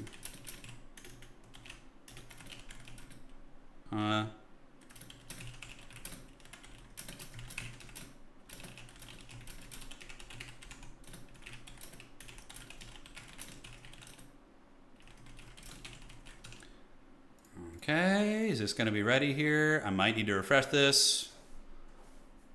34, 36. Yeah, most people are in their 30s for sure. Okay, guys. I think, okay, please do not change any.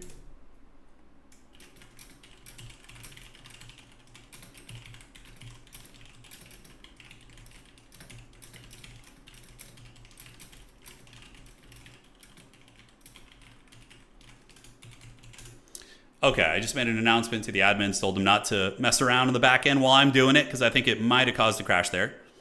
And now we just need to wait for the website to chill out a little bit, which should be fine. I'm going to go get some water in the meantime. It's really sweaty in here. So I'll be right back, guys, and fasten your seatbelts. BRB.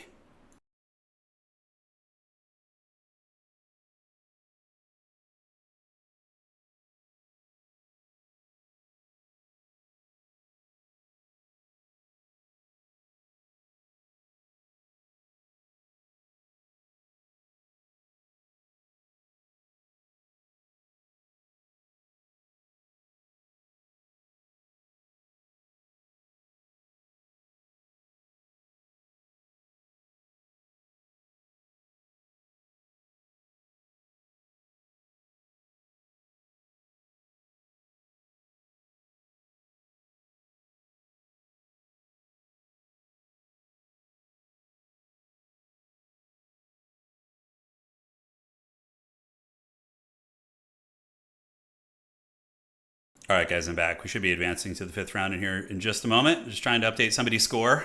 Hopefully it works. I remember Warhammer 1. I was so stoked to hear they were doing second one, you're saying? Yeah. Man, yeah. I think there's another admin messing around in the back end. Maybe. Okay, now it looks like they're out now. Good. So fixing the score.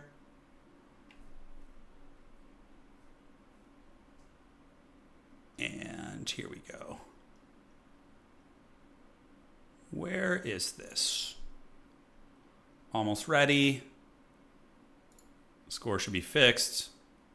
And then we're advancing over.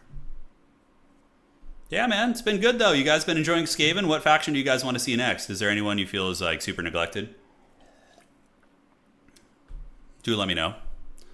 I'm kind of leaning towards maybe a I mean, Cathay is interesting. I would like to try some Cathay. I could play Ogre Kingdoms. I mean, they're very strong still, but Cathay doesn't get a lot of love. I know Anticity's been playing them a lot, so maybe they're well represented over there. So I don't know, man. I don't know. All right, it's still loading. Jeez Louise, that is slow as heck. Elves. I would play Wood Elves. Yeah, Dark Elves. I don't know. They don't. I do struggle with them. I mean, I feel like Dark Elves are held together by Scourge Under Chariots. Like, there's a couple factions that have, like, one unit that, like, without that unit, they would drop down several tiers. Maybe that's, like, an idea for a video, but I do feel like Dark Elves are one of those factions that, like, I notice that in games when they can't use their Scourge Hunters, they're just a lot weaker, you know? They are a hell of a lot weaker. Beastmen? Yeah, some Beastmen. We'll do a poll and see what you guys want. We will do a poll. We do have a couple of Cathay enjoyers. Yeah, Empire, of course. You know, Empire's a staple, but we've played like a million SFTs with them. Okay, let me just tell the goblins.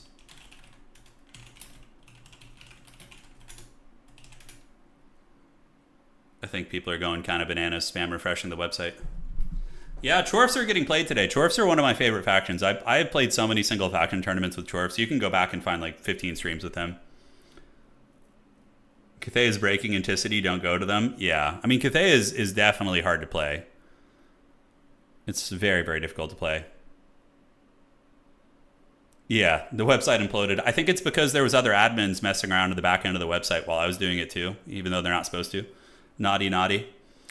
And that was what caused a little bit. So I just told them to, and now once they get their paws out of the cookie jar, it should be fine. Yeah. They got their hands in the cookie jar. The website is being redeveloped on the back end. We have a couple of volunteers working on it. So they're rewriting the entire code of the website and everything. So there will come a point when that gets launched where it's just not going to have any of these issues anymore. Yeah. Hashtag soon trademark. Yes. All right. So let's advance the Swiss. Boom. Round 5. I'm doing very good. Yeah, Luigi, we're doing good. We're currently undefeated, 4-0, going into round 5 with the little rat people. I just advanced the tournament, so I'm hoping it won't explode right now. Try ninja stars on the side of a unit. It does sound interesting, B6. I'm just a Flensing Rune enjoyer though. It's just guaranteed value. It's like point and click, you know. Doesn't need much setup. Ikit Claw is so good too because he wrecks infantry, you know. When on his Doom Wheel, he's so effective. I really, really like him as a character. All right, so now we're playing Boss Toss, which is going to be very hard. I don't know what he's playing, but it's going to be fun. Okay, and let's do this. And we are in round 5. Good luck, have fun. So we got Boss Toss here. Let's go ahead and get him, and we're going to do this. We're up. Good luck, G. And what are the maps going to be? So for Boss Toss, we have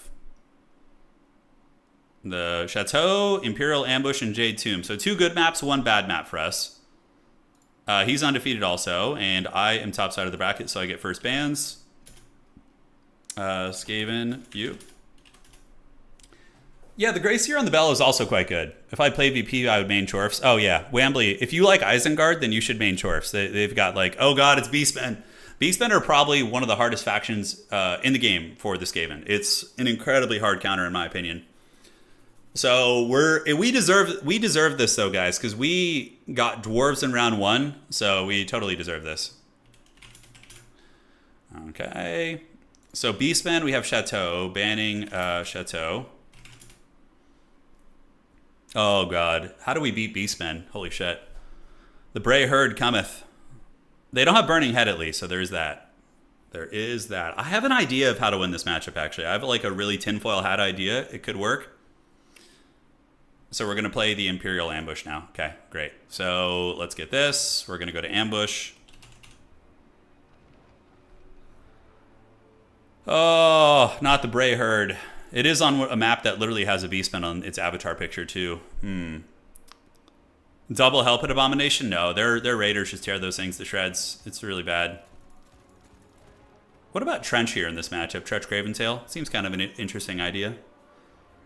Like a hard to kill, hard to snipe character. Ikit Claw, of course, is very good on his Doom Wheel, too, because he's like just so solid and tanky and stuff. A little bit vulnerable against Minotaurs, though, so there's that. This could be a Tretch one, though. This could be a Tretch map. Okay, it looks fine. It looks fine. Warp Grinders, that's an old forbidden tech that hasn't been seen in quite some time. The old Warp Grinder, eh? Okay, so we're going to get the rats in the front. Yes, yes. It's funny with Skaven, you kind of like run out of slots in your starting army sometimes. Oh, I don't know. I'm like tinfoil hatting this, guys. We're getting the old tinfoil hat going. Do we want Gorge here? What does Gorge do for us? I mean, he's kind of armored, right? He's only got 70 armor. Storm Vermin are an interesting tech in this matchup. You could theoretically get like 2 Storm Vermin halberds. They are a little bit vulnerable against like archers and whatnot, but yeah, just kind of tinfoil hatting it. All right. Oh, B6, it's fine. I'm all good. I know it's Beastmen favored, so that's the tricky part, but it doesn't mean we can't do well and have a chance at winning here. Okay, so for our next disappearing act, we have a couple of these. We're going to want one of those in reserve. So we want to get any sort of fancy characters. How cheap can the assassins be if we get those guys bare bones? Assassin's Trophy has to be used on Lords and Heroes, which feels kind of bad. So they can be as cheap as 500, which is kind of cool. And then what about these guys? Awesome. So it's 550. Got one of you guys. Gonna get you in there. Do that. Okay. 125. So that's a pretty good spend in our starting army. Plague Monks are all right, but the biggest issue is dealing with the damn Centaurs. Yeah, they're a serious menace to deal with. Beastmen are really good at engaging against your frickin' your backline, like your missiles and all that. So I think that's hard for us here. Council Guard could be kind of an interesting choice. They're very elite, but Beastmen, I guess, will probably go like Burning Heads and things like that. Yeah, Globadiers are good, I think. Globadiers, I think, in reserve might be a viable choice. Natty Booba Sharpshooters are always welcome. Hard to protect, though. Very, very hard to protect. But they're one of the best units in the game, honestly, so I think probably not a bad idea to bring them. In reserve, at least. Guando Rats. And do we want any sort of Plague Monks? I don't think so. Okay. 3 of those. Rats, rats, and rats. This is an experimental build, but we're pretty much guaranteed a top 4 spot. Yeah, we're guaranteed a top 4 spot here. Okay, so everyone's got their matches, which is good. Nobody got a buy around here. Anticity's playing Daniken right now, by the way, if you guys want to go see that. So Anticity might have a chance at top 4. If he beats Daniken, that's going to give him a good tiebreaker, and maybe he'll have top 4 position. Although it's going to be real tight. Actually, it's going to be real close. We might have to have some playoffs for the top 4 here. So I went with like a kind of a Slinger-esque build. It's similar to what I do against Tomb Kings when I'm worried about getting dove. I just don't bring weapons teams that I need to protect. So there we are. We did bring a couple Storm Vermin, a couple of Chieftains. The Chieftains are going to be on foot as well. Warg Rider and Sharku, yes, we need the Isengard units to win this. So we're going to get our Skaven slaves up here. So let's get a front line of these little stinky rats to get massacred for the Horned Rat, which is great. Who doesn't love it? So there they go. And then we're going to get A couple of you guys probably need to spread out a little bit more, take some more ground here. So let's do this, and then this. Spears!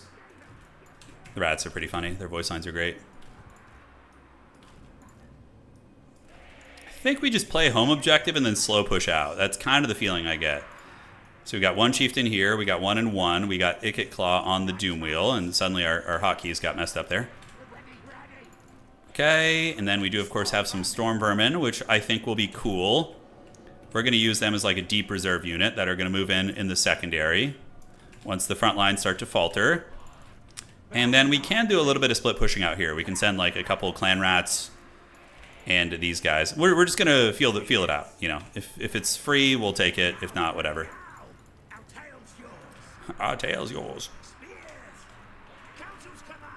Council's command. Okay, perfect. The Jabber Scythe? Yeah, we have some, you know, Night Runner slings, which I think will be okay. We have these tourneys. We have like at least 5 or 6 tourneys a week. Our community's very active. I think it's more active than most RTS communities, to be honest. Like, we have more events than probably Age of Empires 4, like freaking most modern RTS games. All right, so we do get chariots. Interesting. Okay, thankfully I have some Storm Vermin, so not going to be... no, Avalanche Mortars are a little bit too hard to protect here, I think. Yeah, that's my 2 cents. Council's command. So he's going to get that. Let's read the army. It is going to be Malagor. Flock of Doom spam. Corngors for days. Interesting. Not too worried about the Corngor. They will probably not love fighting clan rats and those type of equivalents. So we're going to get a Jezzail and move them out here. And we're just going to park you guys like so. And Ikit, we don't want to use all our Storm Demon charges to try and snipe his lord. Granted, we can use some on the chariot too and see if we can get a pick. All right. The Skrull cannot have a Plague Furnace. No, he's always on foot, which feels a little bit sad. But it is the nature of the beast. All right, so you guys move up. We're going to get Ikit to come in here and do a little bit of that funny business. And now we're going to call you in, like so. Move up before we shoot. Take fire at will off, put you in 4. And we're going to need to protect this. It's only 1 artillery piece we need to worry about. That's going to be Centaurs with great weapons. So we want to wait till they're in range so we can really start laying into them there. Okay, and great weapon Centis. They will kill Ikit very quickly. So we need to be very careful with that. And, all right, so the Rat Tide is heading up. We do get our home objective, which is outstanding. And Malagor is going to be cruising around for a bruising, so that's good. And great, so those guys are here, so we're going to get you guys to move across like so, put you in group 5. And we're going to kind of form ranks with our armies. So that's going to be our objective. Malagor is just kind of creeping. We're going to keep some of you here, so reform, and we're going to get a chieftain going over there as well. Because we're going to have to fight on a couple of fronts, right? So, yeah, he's probably going to do a build-up of some sort, but I'm happy to just get 2 objectives and chill out. And now we do have the capture weight advantage there. So let's form up, get you guys all squared away. No Ongor Raiders, just like Corngors and shit. The slingers are going to come across. We're going to get 1 here and 1 here. We're going to get you guys back there.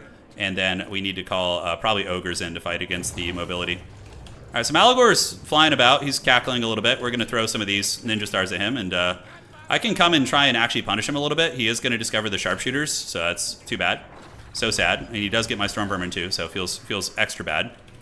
All right, so Chariots are coming in. Let's get those Slingers to go there, get the Ogres to go there and head them off. And we do see the damage going down on the Lord. Flock of Doom. Holy shit, that did so much damage. Jeez Louise. That was nuts. All right, so he's just running over Skaven slaves in the front. We don't really care too much about that.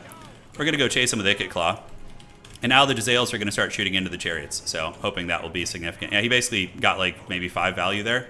All right, so Slinger and Ogre needs to hang. And with Ikit, we're going to go chase down his Lord and get him with like a Storm Demon and stuff and see how that goes. Okay, we got the Chieftain over here, and we're going to get another Ogre to come across and protect you, pull you back, start shooting this. And yeah, we managed to chase away his Lord a little bit, which is good. All right, so Ogres come this way. We do see Sentis coming around the outside, so we're going to get you parked over here, you Storm Vermin up there. Malagor is just memeing, basically. So we're going to come across, get you guys to come across here, and now the charge is on. But you can see our Jezzails are doing good work. They're doing some considerable damage. We don't mind as long as the Clan Rats are the ones taking the beating. It's all good in the neighborhood.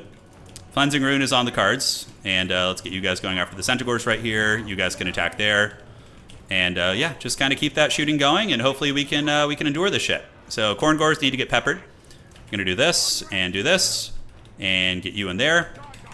And Ikit Claw now has the Brass Orb, which we're going to use right on top of those guys. It's going to be pretty good.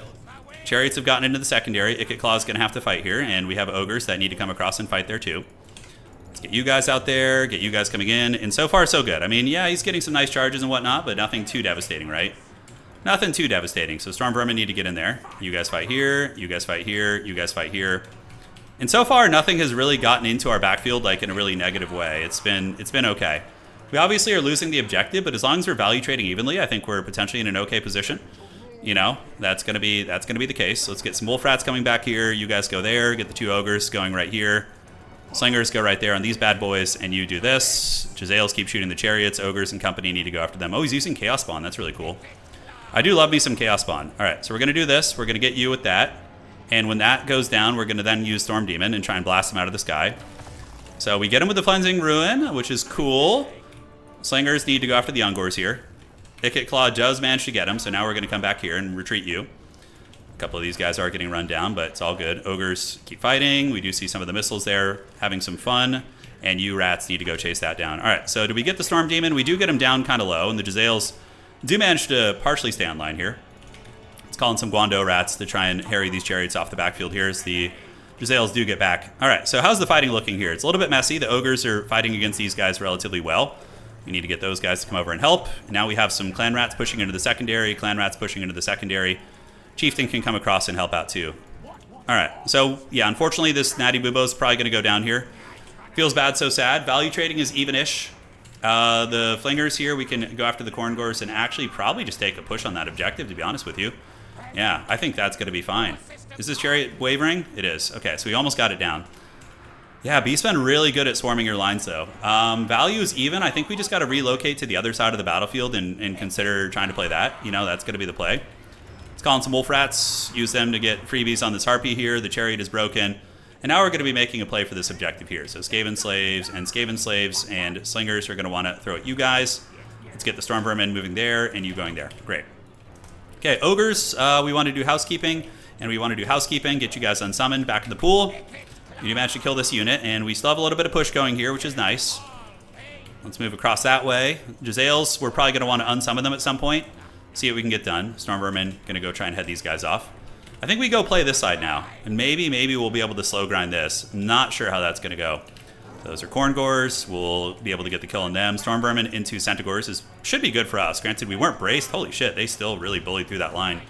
Pretty damn hard, man. That's nuts. All right, so you guys sling there, and we're going to come across here. I think I just have to hope I don't run into Beastmen in the freaking semifinals.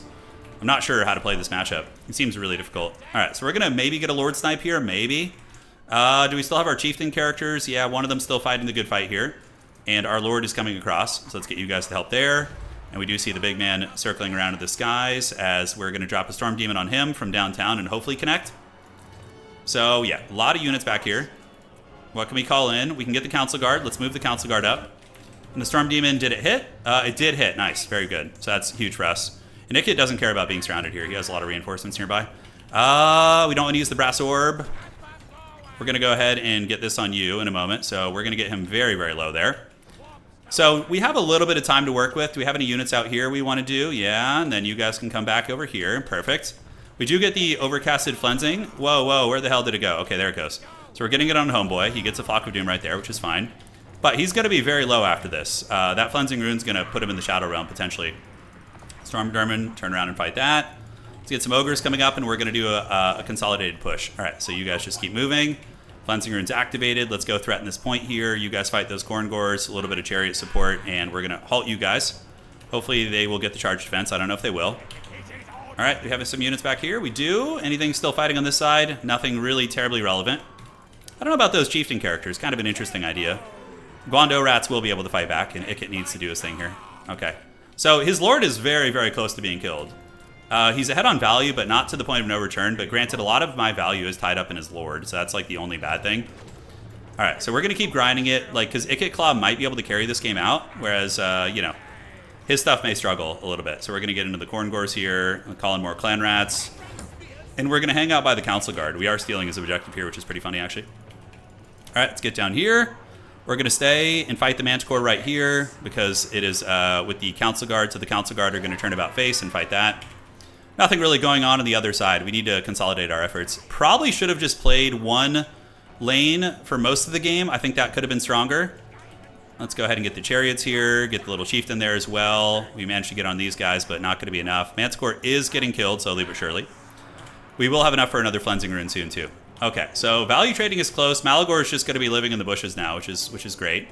These are what's? These are going to be ogre or spearmen, so we can take some wolf rats and just go get a freebie out there probably. All right, so as far as fighting on the point goes, it's pretty good. These guys are able to keep pushing up, and we're going to go ahead and do a brass orb right here. See if we can catch those senties. Probably going to get them right in the face. Cool and cool. So let's get you guys moving over that way. And the Wolf Rats and company going to go get those spears. He's off to La La Land. And how's this fight looking? Okay, we do have our little cute chieftain over here. He can go be annoying. All right, so Ikit and company, I mean, the Council Guard are doing good. We're going to just get a consolidated spear push here and live our best life. So the spear units can turn about. We do manage to get onto those. And now it is time for a reckoning. All right, so let's move up. Let's get the chieftain moving in. Get you guys moving up there. And we're going to need to replace our defenses on this objective because it's very flimsy right now. So ogres, you guys. Yeah, get all these guys up on that point because he could actually steal that from me. So probably keep one clan rat back to make sure it doesn't go too south.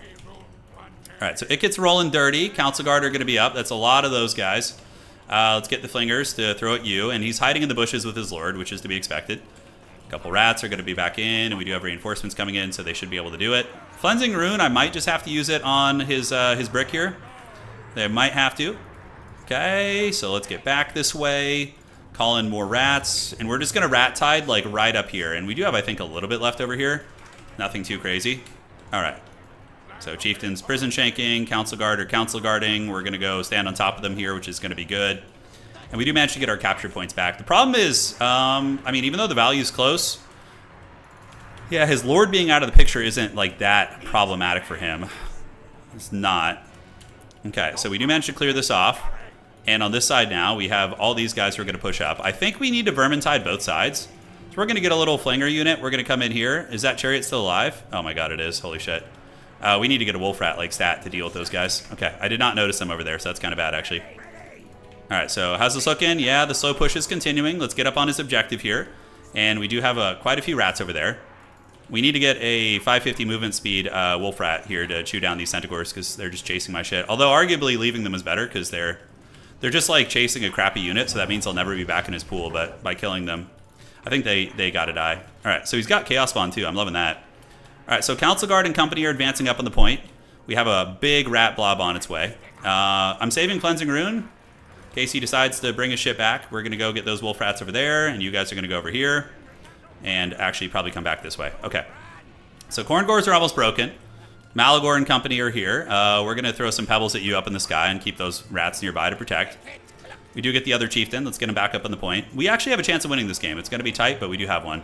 Okay, so we're going to do a Cleansing Rune on you, which is going to kill that Manticore. And you guys need to push up, and we need to get Ikit Claw back here as well.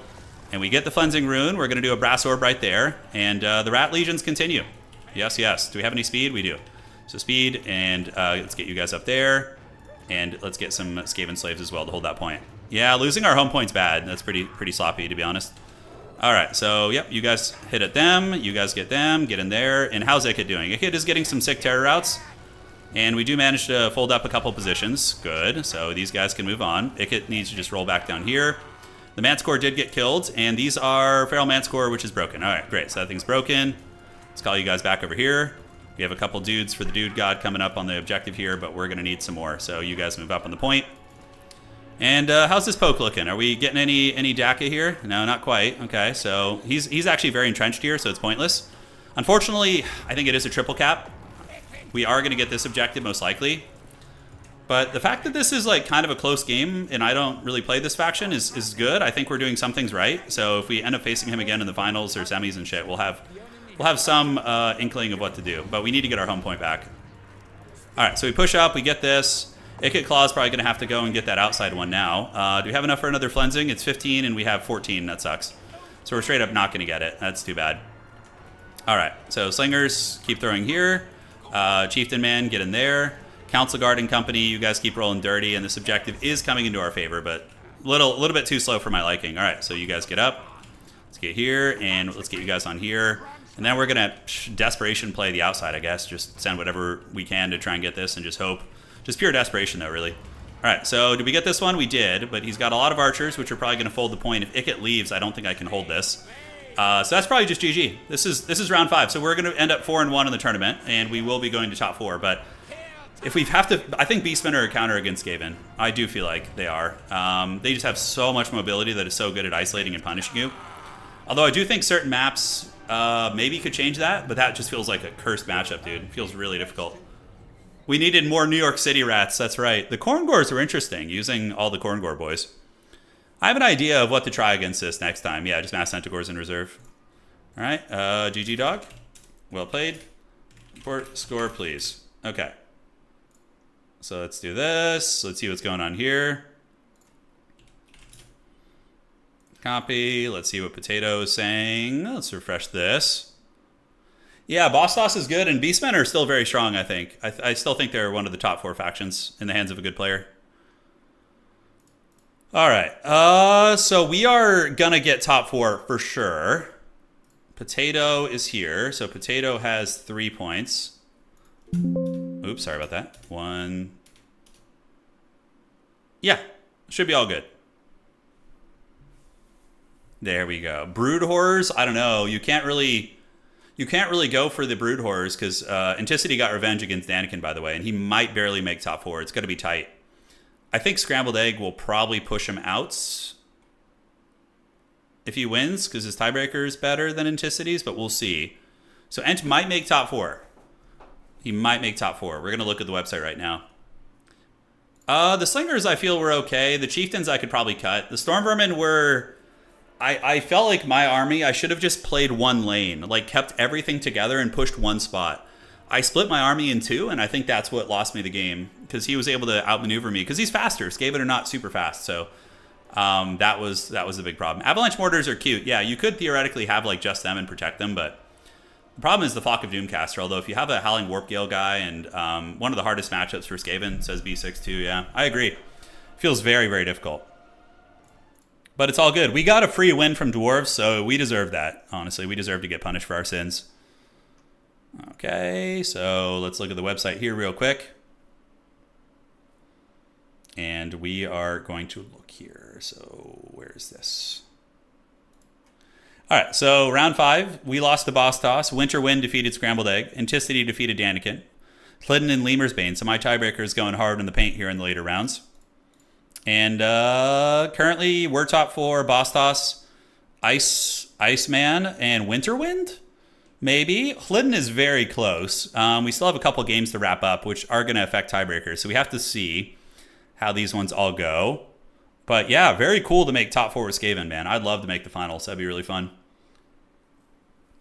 It felt like the value was close, but when the flanks broke down, yeah, the mobility advantage they have is nuts in that matchup. It's really tough. We got to keep the fights, you know, consolidated in one spot. Yeah, so we got to see how these games go. These ones are still all being played. Snakish is good in multiplayer. He is. He's a little bit risky. Like, he would have been terrible there because he's only good at killing Footlords, obviously. He can't attack air units. Yeah. And, yeah, we got to see. So it looks like this is going to be the top 4. Anticity, I don't think, has enough tiebreaker. The opponents he played weren't strong enough in terms of their wins today. So that's what gets you. And so we got Beastmen, Skaven. I don't know what Iceman. Anybody but Beastmen. If you just give me either of these other guys, sign me up. Save Beastmen for the finals, you know, if we want to. Is there any reason you also play instead of just casting that's very unusual for most competitive games? I do both, Susie. Yeah, I love playing, though. That's my difference. Like, very rare to see a caster play in a tournament that he's casting. Well, I'm not technically... I mean, I am casting my games, but... it's a little bit different around here. Like, if I'm actually casting a match, it's different. You'll notice the narration's different, whatnot. Just kind of explaining what we're doing as we're playing. I like to semi-cast while I'm playing because I think it's educational for newer players to see my thought process while I'm doing things. You know, they can like kind of rationalizing my decisions, and people can kind of learn from that. But yeah, that's essentially what we're doing here. The Warlocks with the Mortis Engines. The Mortis Engine's too shitty, Igor. Yeah, it wouldn't be very good. Because the Beastmen, it's all about countering Centaurs. That's the biggest problem. Centaurs are what butter your bread, so. Doom players are good. Yeah, they're really good in a couple matchups. Against like Cathayan Dwarves and things like that, Doom players are nice. Yeah. Okay, let's refresh this. Almost there. So 1, 2, 3, 3 games left. All right. But no, yeah, we have casted tournaments that are like me just casting, and then we have ones I play in, which are like semi-casted, I would say. Top 4 is still very firm. Yeah, it's like an opponent point difference of 2 is quite a bit. I don't know if Count Games or Hlidden will be able to close that distance. I actually don't know these two players too well. Iceman and Winterwind. It's very cool to see some big dogs coming in. Daniken and Anticity lurking down here. Looks like Anticity did get revenge on Daniken. Yeah, Hlidden, it's the curse of the Dwarves, dude. You play Dwarves and it's like they're such a hard counter. Or they get hard countered so bad by Skaven. Do you think narrating out loud helps you play? I play much better when I'm silent. Yeah, any game I play, usually I play better if I'm not talking. I can focus more.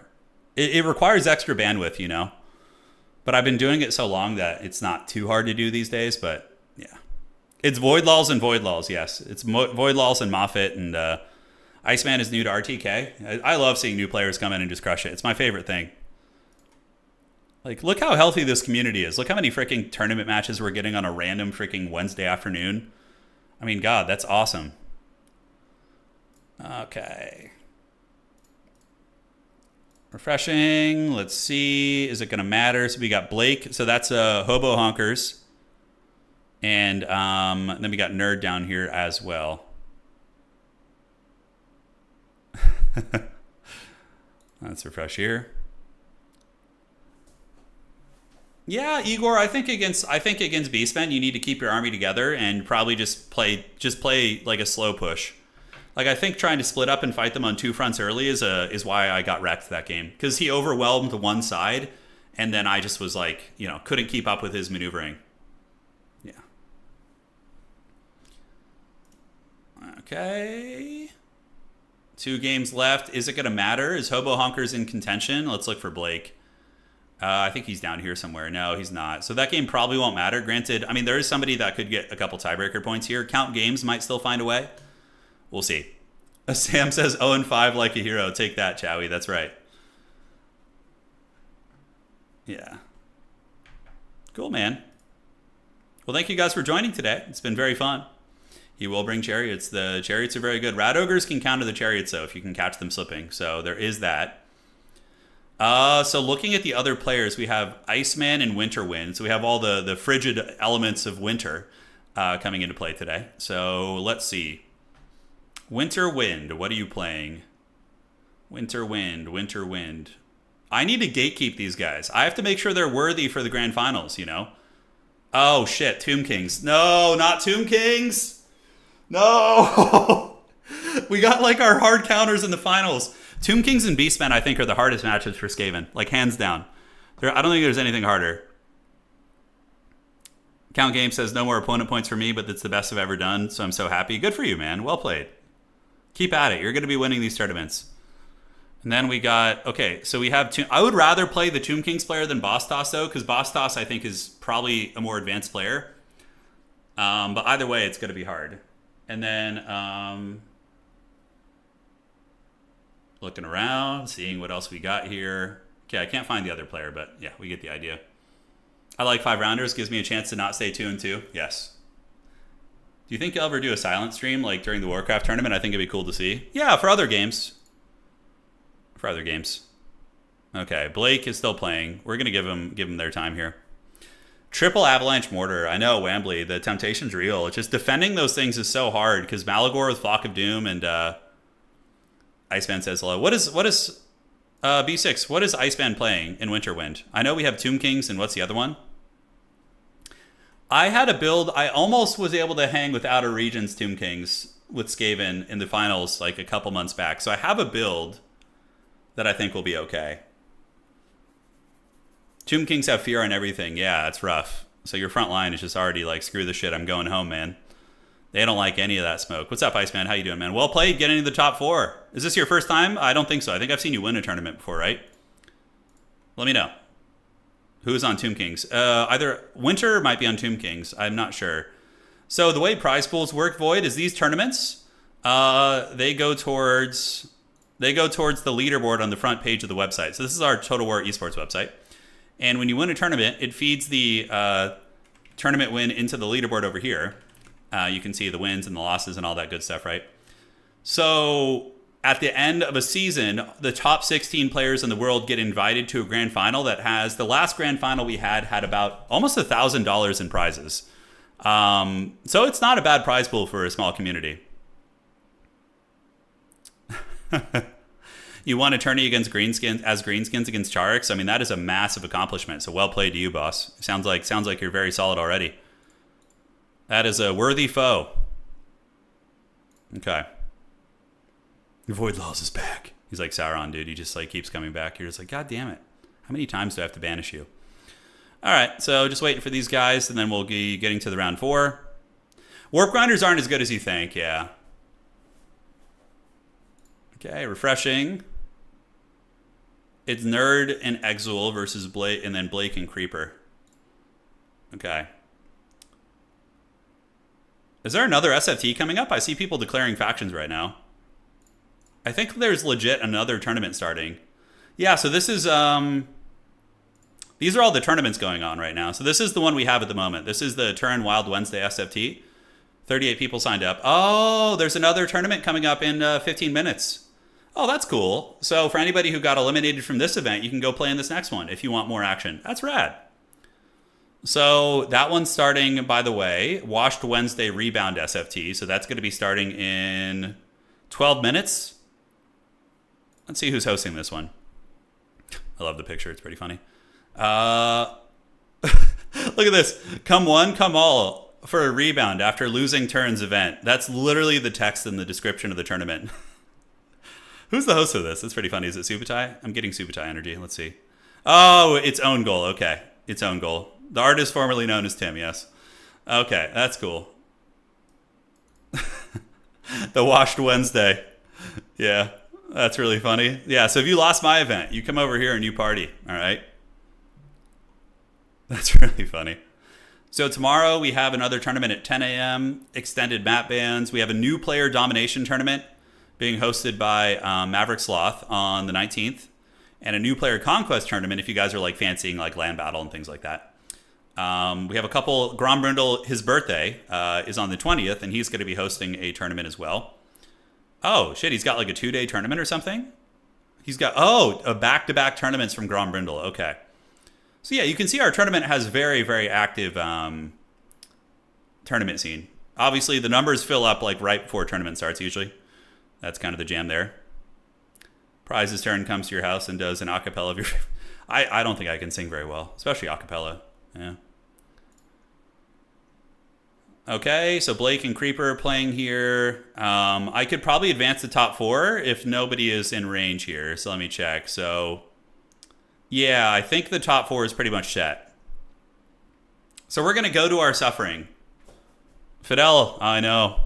Hey, take care, Aurelian. Thank you for joining. We're going to be advancing on to top 4 now. So we made it. We got top 4. Let's get it. If you're enjoying this stinky Skaven action, please do drop a like on YouTube. I see there's 2,200 people there, so show some rat love. You know, give the little cute rats some pets on the head. Blake and Creeper, I don't think the top 4 can be altered. Count Games is 2 points behind, and I think we are all set. So I'm going to advance the top 4. Okay, and there we are. Top 4 time. Please don't be boss toss. Don't give me Beastmen again. Although, you know, whatever. We'll suffer if we have to. Okay. So it is top 4 time. We're advancing, and who's going to be there? Oh God! It's a 1 in 3 chance of getting the Beastmen again. 1 in 3. Oh, we didn't get Beastmen. Let's freaking go. Yes. Yes.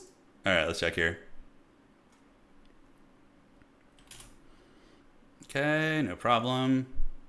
And we're going to get this going here. So Turin versus Winter Wind. And then we have Iceman versus Boss Toss. Good luck, have fun. All right, we got our top 4 match. So we're playing the Winter Wind, which reminds me of the old Baldur's Gate games. Neverwinter Nights. Such a good game, by the way. Oh, God, it's so good. Winter Wind. Yo, yo, we're up. Look, have fun. So we got our opponents, and the map's going to be, hey, Skaven Dan Total War. The Horned Rat demands you win. Yes, yes. That's right. We're going to do it just for you. Skaven Dan, thank you for the donation. I greatly appreciate the support, boss. And let's do this. Yeah, both counters are on the other side. I mean, hey, look. We could lose this one here pretty good. Okay, so we got our maps and Skaven for me. Oh, yeah, I've played this player before. Winterwind is very good. The last time I played them was 2023. Rise. Tzeentch versus Skaven. What do we do in this matchup? Huh. Okay, I guess we learn. That's what we do. I believe in you. 8.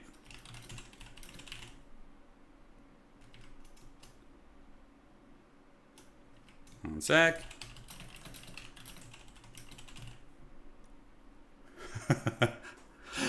Oh, that song was so funny. I believe in a thing called love. Remember that song? Who sang? The Darkness sang that. I don't know why that just came to my head. But, yeah. Did I see that there? I don't know what NV... I don't know what that is, Kellen, actually. Off the top of my head. Warpfire Throwers? Yeah. All right, so let's see what we got. We got Winter Wind in here, and we need to do our map pick and bans. Wookiee's going to be blocking the armies while we get everything set up. I will start on the map bans. So banning... So Valley of Lies and the Decrepit Moor. I will ban Road to Talabheim. The Valley of Lies is a cool map for us, I think. If I remember correctly. Yes. Have a good tourney. Get them rats in. Oh, Anticity, man. So I have a question for you while you're here. Hey, Ant, thank you for the raid, brother. Hope your stream went well. How the hell do I beat Beastmen and Tomb Kings with Skaven? Because on this side, I have Tzeentch, which is doable. It's probably an even matchup. But I don't know how to beat the other side. Do you have any tips coming from the Dark Lord himself? Turin, is there an elite infantry build for Chowie that is viable now? Yes. Elite Chaos Dwarves are very good against Vampire Counts. Yeah, Anticity just laughs. Thanks, man. All right, so we were waiting for our opponent to ban the map. We don't know what map we're on yet. It's either going to be Valley of Lies or Decrepit Moor, both of which are fine maps. I don't know, man. Tomb Kings is super bad for Skaven. I know. What about Beastmen, though? I don't know how to beat Tomb Kings with Skaven. I almost won a couple times. You get a fly to buzz in their face? Yes. Maybe you got to do something really extreme in that matchup, like really crazy, right? Hey, Ant, thank you for the raid, man. I don't know. He didn't even say get good. He just said that it's bad. So we're playing the Valley of Lies, which is... Oh, no! We walked into Tzeentch's trap. We're playing on his map. Oh, no! Tzeentch, evil. Beastmen, if you can get a good terror in SE blob, maybe. But they have all the archers. Beastmen really have a bad time versus SE blobs. But then can't he just shoot you with a bunch of freaking raider bows and stuff? I don't know, man. Okay, well, anyways, let's get these guys all set up. So we're going to start in the army. There's only one lord choice in this matchup, really, in my opinion. Yeah, there's only one. There can only be one. One ring to rule them all. So that looks fine. We're going to get you. What kind of dog is that? That is my old dog Wookiee. We don't know what he was. We rescued him from the Mormons in Utah. We just say that because the dog rescue we got him from was like right next to a giant Mormon church in Utah. So, yeah, he was a majestic gremlin though, for sure. He was a noble creature. He had a good run. Okay, and then we're gonna want some ogres as well. Feels like Skaven can use some tricksy magic versus archers. Worst case, it's only 5 of them. Okay. Yeah, we're playing Tzeentch in the semifinals, which Wookiee was a majestic creature. He really was. Yeah. What about avalanche mortars here? That's kind of a cute idea, right? But they're so squishy. It's much easier to protect the natty buobos. Natty buobos, what are we going to be dealing with? Yeah. I think natty buobos are probably the way. Okay, so we got those guys. And then in reserve, we're going to want the magic damage dogs, probably. And then we'll get 3 of those. We're going to max out on ogres. Who let the ogres out?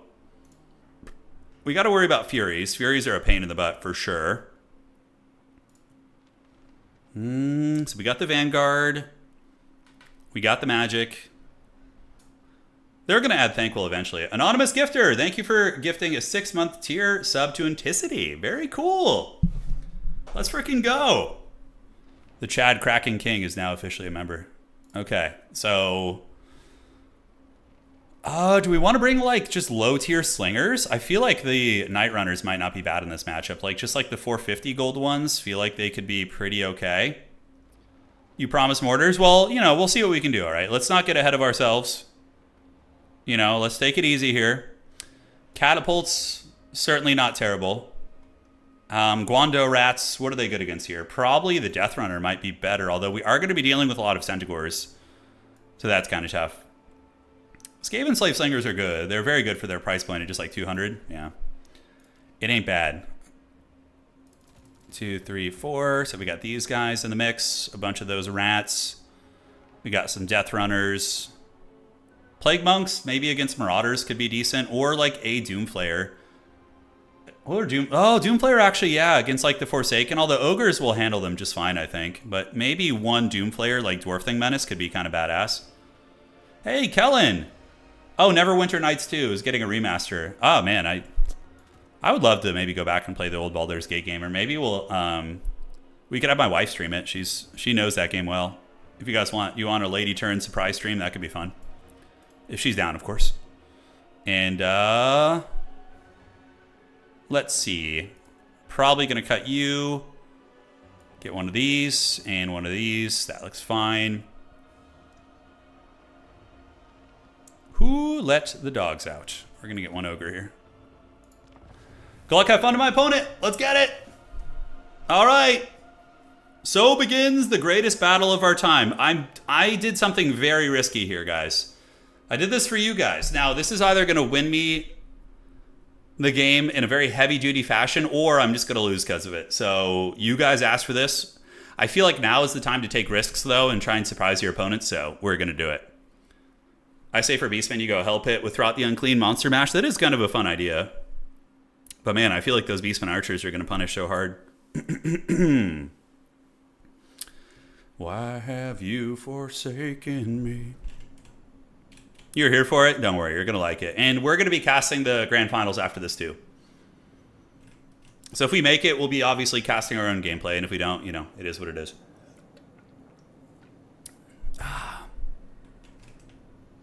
Okay. And there we are. So I couldn't break the promise to our boy Igor in chat. So here we go. We got the Avalanche Mortars. The Avalanche Mortars, unironically, I think might be really good if he goes like Forsaken infantry spam and blues and pinks and shit. He's probably gonna have a very bad time. So we got the Avalanche Mortars there, ready to go. We're going to get slingers, oops, and we're going to get slingers 1 and 2. Ready. Okay, so setting up a big, beautiful Skaven formation. We're going to get you just sitting on the back objective here, and then we're going to get you guys up. I think we can Vanguard, like, really... I'm going to be careful, though, because if I Vanguard here and so does he with, like, mobility, I just lose those units. Did you see the Washed Wednesday tournament that just got hosted? I did. It's really funny. Yeah, if you lost in Turin's tournament, come here. All right. We brought the Avalanche Mortars. It's risky, but it could be badass. The Jezzails are really good against the big chicken, but I think I can do sniping without that. Okay, that's fine. So we got you, and you. We're going to get you to hold this point. Let's go see. Oh, yeah. Those are so many good Avalanche Mortar targets. Holy shit. Oh, yeah. Let's frickin' go. The Smoking Hot Wife is here. That's right. My good luck charm. Why are you guys not moving? Come on. There we go. So if that guy tries to come over here, what does he have? He has pink fire? Okay, that's fine.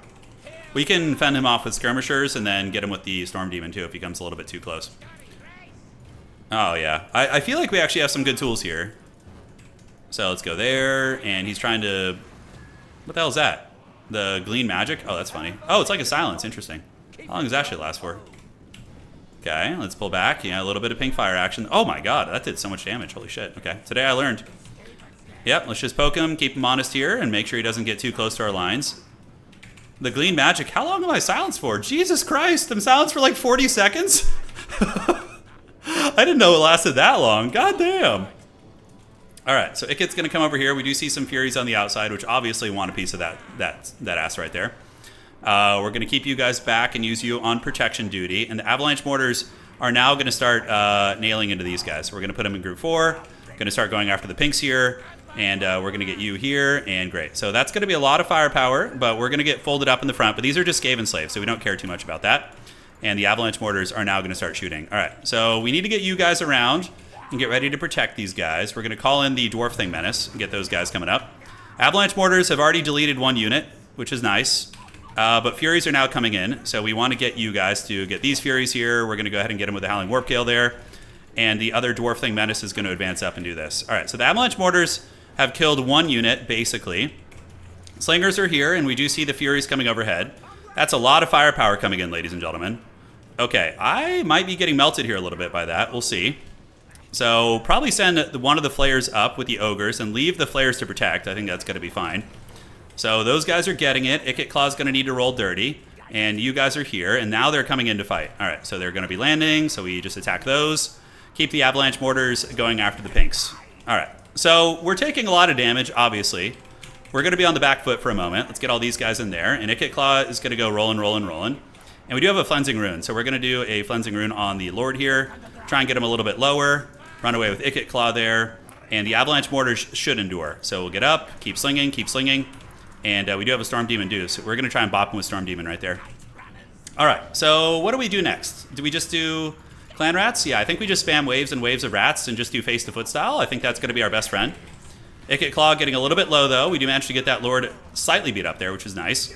And the Flayers are offline. Avalanche Mortars are back on here. We can get the Ogres to bum rush these ones as well. So Ogres bum rush these, and the Doom Flayers need to get up and probably start running over some of these guys too. All right, so we're getting pushed very heavily. This is I thought our build would be good here, but it does seem to be running into some issues with the aggression. Let's get some Ogres coming out as well. Ogres are going to come up. Avalanche Mortars are feasting, and Ikit Claw does live. He is living here. All right.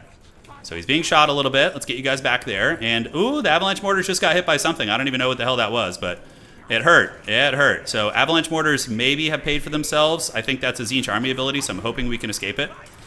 All right, so that is the Avalanche Mortars probably being cooked right now. We are up in value, but is it by enough is the question, right? So you guys move up, keep pressing. The enemy Lord is in trouble. Avalanche Mortars are going to be offline. So now we're just like pure pedal to the metal aggression, basically. Yeah, we're just going to be pure Kawa Unga Bunga, right?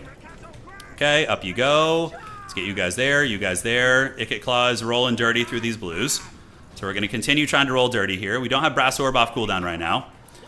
And it's a messy fight. Avalanche Mortars are going to be offline for now. Let's get you guys moving back in. Yes, we need to get the Vermintide back for round 2. So they're going to come for it. And we have a lot of rats coming here. Ooh, a couple Avalanche Mortars did rally. That makes a big difference, actually. That makes a huge difference. So we're going to maybe be able to kill another pink horror unit, which is going to be nice. All right, so let's get you. And we're going to need to get another Cleansing Rune on Big Man. We're just going to drop it like it's hot on him. Okay, rats and rats are going to go there. Ikit's going to keep rolling dirty through these guys. Let's get you guys in combat here.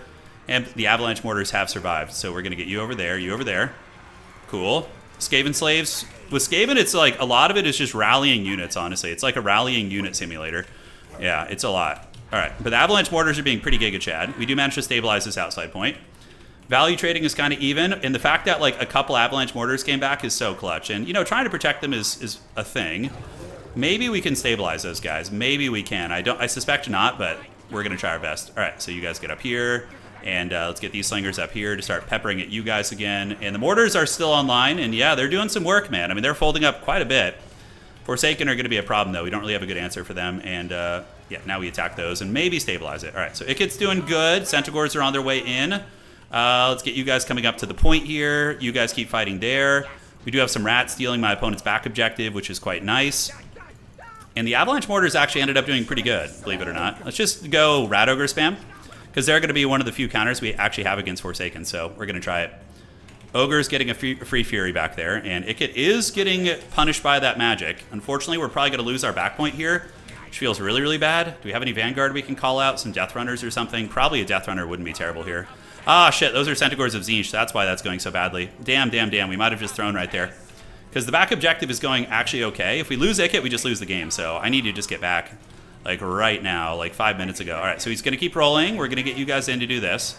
And we do have Howling Warp Gale. We can do a Storm Demon on the enemy Lord there. Yeah, a little bit of Daka coming in. And let's get a Death Runner to creep up and try and get that point there.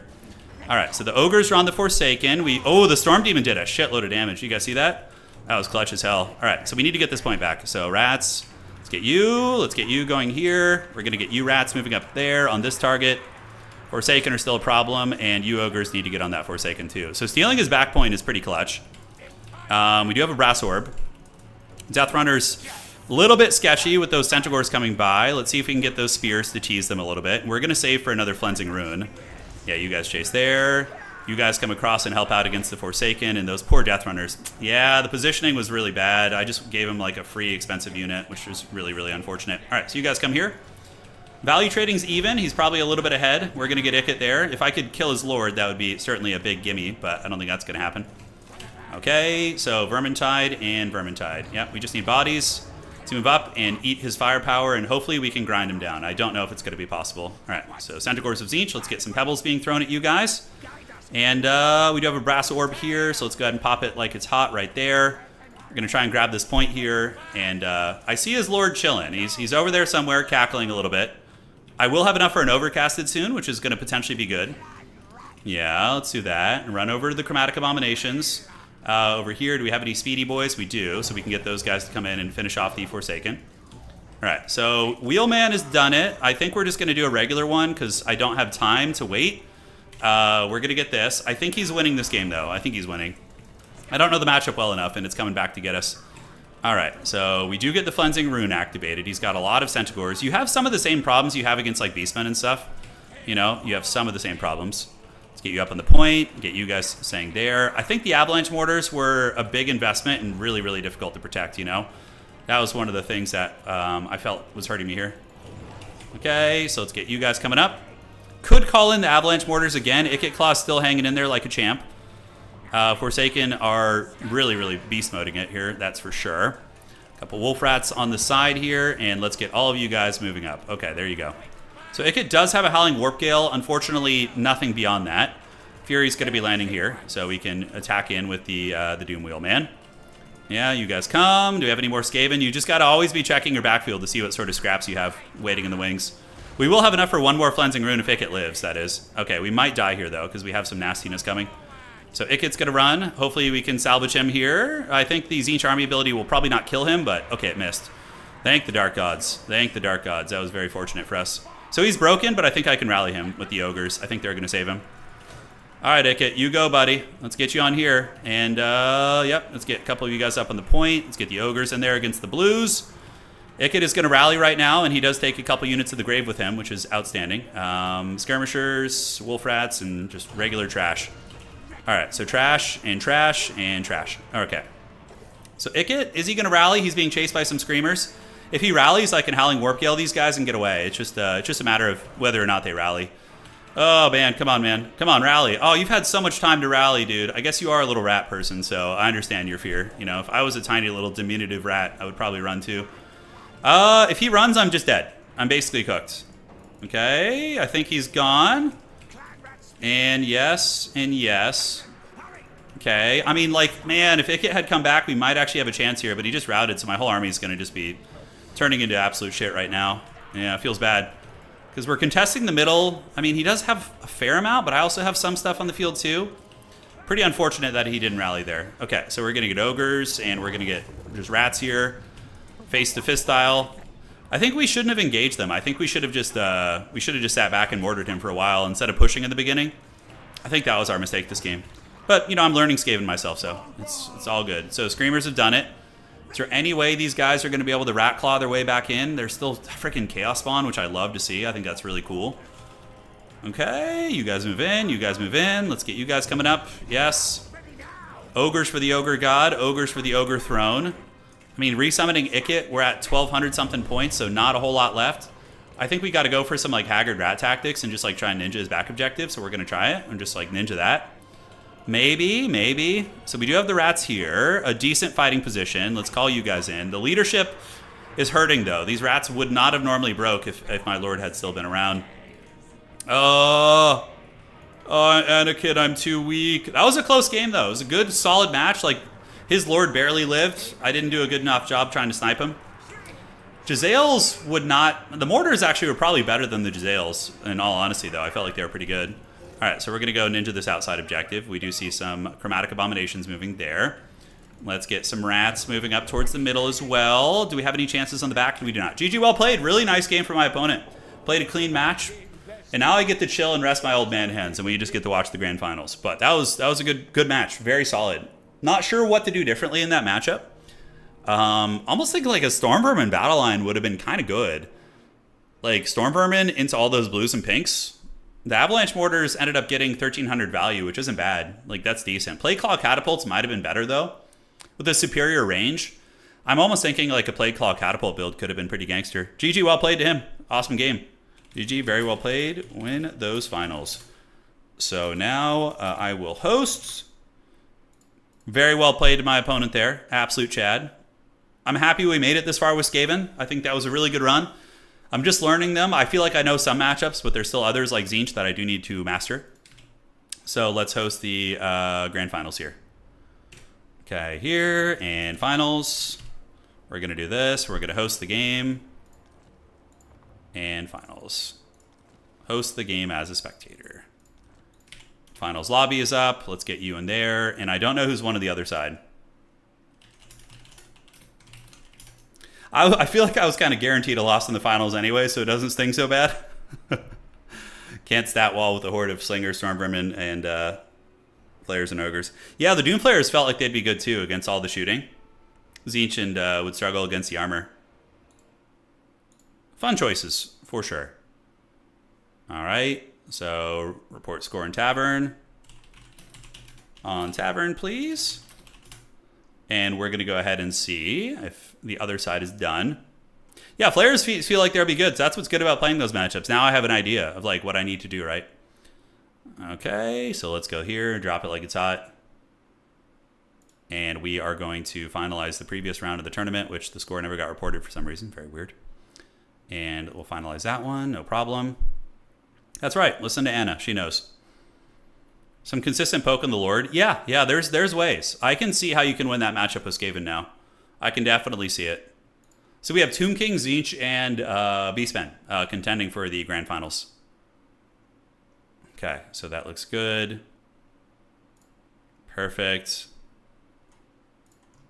And that looks fine. Great. Yeah, triple Jezzail could also be very good, I think. Just sitting back and using a defensive like back objective Jezzail opening seems really punishing. I mean, you do have to worry about Centaurs and Furies, but with Howling Warp Gale, you can probably keep those things in check, you know? Okay, is that reported? It is. So now we're waiting for the winner of Boss Toss and Winter Wind, which is Tomb Kings versus Beastmen. Boss Toss, let me know when done, G. All right. So just waiting. We got like maybe 2 or 3 minutes before we get to the next round here. But, okay, perfect. And it is time. Tzeentch versus Tomb Kings. I don't know. I think the Beastmen matchup might be harder for Tzeentch. I feel like versus Tomb Kings, at least they have like Lore of Fire. They have like Burning Heads. They can bring. You could probably bring like a Chaos Lord on a disc and then go for like a Burning Head caster. Would be very, very nice. And fire damage in general is really good against Tomb King. So, hey, Engines, we're doing really good. We're in the grand finals of today's tournament. Yeah, all's good. All is good in the neighborhood. So we're just waiting for the other side now. But yeah, been having a lot of fun looking to maybe try the Stronghold Definitive Edition. And Age of the Ring, I'm thinking tomorrow. So tomorrow afternoon, probably have an Age of the Ring tournament. I think that'll be good. So we'll get some of that action going. Maybe do like a double elimination one. That could be fun. The curse of the internet seems to be holding up. I don't want to put a curse on it or anything, but dude, it's... So, yeah. Obviously, you guys know I do YouTube for a living, right? So I do this for my full-time job. I hesitate to call it a job because I'm playing video games, which seems ridiculous, but whatever. You know, so like when my internet service provider, like, you know, crashes out for an entire day, you know, you take a pretty substantial hit to your livelihood, you know? So I called the internet service provider and I was like explaining, I was like, yeah, so I need that, like, it was crashing, it was lagging, the upload speed and everything. And like, I'm like, and I've had maybe like 4 or 5 days this month, maybe, where like the internet was bad and it just crashed my streams, okay? So I ended up talking to the service rep person and I was like, well, if you guys aren't providing a service and it's inconsistent and cutting out, you guys like will refund us that, like, a portion or something, right? And they're like, yeah, of course. No, we'll refund you. And I was like, they offered me $3. It was actually $3. Yeah, it was like $3 or $4. I remember. Yeah, it was terrible. No, it's a monopoly. It's Spectrum Internet. Yeah, did you turn it on and off? Yeah. It's so troll, dude. Oh, it's so troll. Because like if your internet is like if you work from home and your internet isn't working for like a couple days, right? That's like you're losing like a massive amount of income, right? If you run your own business. Yeah, it's horrible, dude. God, and they have monopolies too in a lot of California and every state in the United States. There's internet service providers who have massive monopolies, right? And there's just nothing you can do about it. It's like screaming into the void, you know? Just like rattling your cage. Now, if they offered $3 an Applebee's gift card, then that's one thing, you know? All right, so people were kind of feeling like the Beastmen were falling off in the meta, but apparently not. Finals, good luck, have fun. So we got Boss Toss versus Winterwind here. And so it begins. What about that? Starlink. Starlink is really slow. Starlink is good if you're in like a really rural area and you have no other choice, but it's like barely enough to stream. Like you can stream on it, but you'd have to stream pretty low bitrate and it'd be choppy. Yeah, the technology's not there yet for that type of stuff. Macabre, they're in Los Angeles. I don't live in Los Angeles, so it's not a monopoly. They just don't compete. Well, like there has been situations in at least California where there have been organizations that have been trying to put fiber internet in certain cities, but when you go to the legislature of the state, the lobbyists coming in from the communications companies they basically just buy out the politicians, and then you don't get good services, you know, because they want to keep providing their piece of shit service.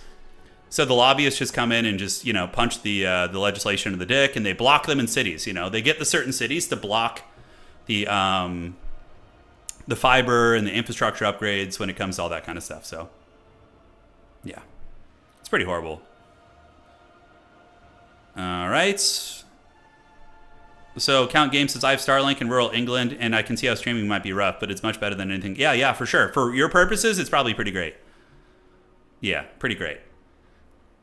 Like, we thought about that. Like, when Anna and I were in Poland, we were staying in kind of a rural area. We were, like, kind of exploring the idea of, like, maybe setting up Starlink and seeing if we could, like, stream from a more rural location. It would be interesting to try. Like, if it was steady at least, and it could get at least the bit rate that we have now, it might not be the worst. But why is lobbying a thing? It's super corrupt. Yeah, it's really corrupt. Lobbying is, like, it's like just legal bribery. It's, like, freaking awful. Okay, so we have Beastmen versus Tzeentch. I mean, there's plenty of Beastmen on both sides. Well, AD, it's not necessarily the case. Like, we have Spectrum where we live, but there's also 5 other internet service providers in my area, but they're all just god-awful. Like, god-awful. It's like just the most haggard, slow shit. So we do have options, but there's only one viable option if you want to do what I'm doing, which, of course, is, like, streaming and having fast internet, you know? Yeah. Mm-hmm. So the time is now. You should start a lobby for that. Oh God. Once my internet was having issues, I called my provider and they gave me 1 month for free. Oh, that's so nice. That's so nice, dude. Yeah. All right, so Tzeentch versus the Beastmen. The battle is on, ladies and gentlemen. The clash of our times. Oh, the Maelstrom is going to be the map. So Maelstrom is the map here. The Whirling Maelstrom, so there we go. How epic is it that we get to fight on a glorious Tzeentchian map in the Grand Finals? It's great. Skaven, I was in the tournament weapons. I got to the semifinals and I ended up losing because I didn't know what to do against Tzeentch, and I paid the price against a very solid player here in Winterwind. So, yeah, man, fiber internet would be cool. The city we live in is pretty rural. I mean, we still have good enough internet here. It's like as good as anywhere else in California that doesn't have fiber, but I don't see them installing fiber infrastructure here anytime soon. That's the only downside. If we move to Canada, we could start a streamer house. Oh, man. Oh, God. I'm not sure, Zeledrim. I'll have to take a look. I know we pay an arm and a leg for the fastest internet they offer, so. A streamer house? Oh, God. Yeah. Do people still do that shit? I know that was like a trend like, what, like 7 or 8 years ago, was it? Do people still do those? Probably. I'm sure a lot of like the Gen Z folks are still into that kind of thing. I don't know, man. I'm out of the loop. I'm almost 40. The idea of that just sounds hellish, you know? Okay. They're still doing their thing, making sure I'm not being messaged. No, I have the correct map, so they're just taking their sweet time because this one is for all the marbles for today's tournament. So we're going to see who's getting it. Pock, thank you for subscribing. Young single nerds will always see communal housing for nerd purposes. Yeah. I mean, it's true. When I was working my last 9 to 5, I lived in an apartment building with I lived in a 3-bedroom apartment with like 5 people. Yeah. It was the classic. Yeah, Dangler, I'm not surprised to hear that. Okay. So it begins. The greatest battle of our time. The Changer versus the discarded stepchild of chaos, as people jokingly call them, the Beastmen. I do feel like Beastmen get like trolled on by Games Workshop pretty hard. Like they've never really had like a good representation. Their minis are just always like so decrepit and shitty looking, you know? Like some old minis look pretty good from Games Workshop. Like they hold up well, but the Beastmen ones just look so bad. Ned, thank you for the $5, $3 for the internet. Let's frickin' go, baby. What about a siege tournament? I don't think so. Maybe after, yeah, we'll look after if they do a siege rework. Absolutely. Yeah.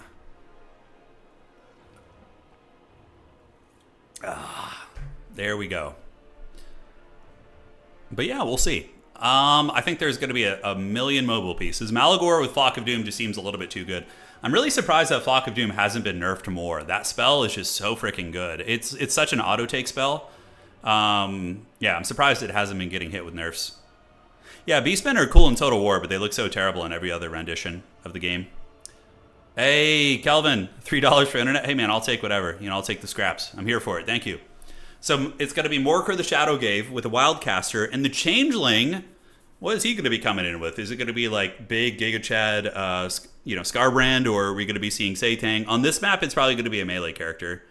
Yeah, so you notice how Tzeentch brought a caster. That means it's going to be a combat character of some sort. So Grand Finals, baby, fasten your seatbelts. It's not the Blue Scribes, it's the Changeling. Is he going to be going Kolek? Kolek would be pretty gangster. Although Kolek needs healing. Green Knight. Oh, Green Knight could be really good. Like a disruptive, terror-causing unit that's basically impossible to kill and a really good assassin. That's very much on the table. It's very much on the table here.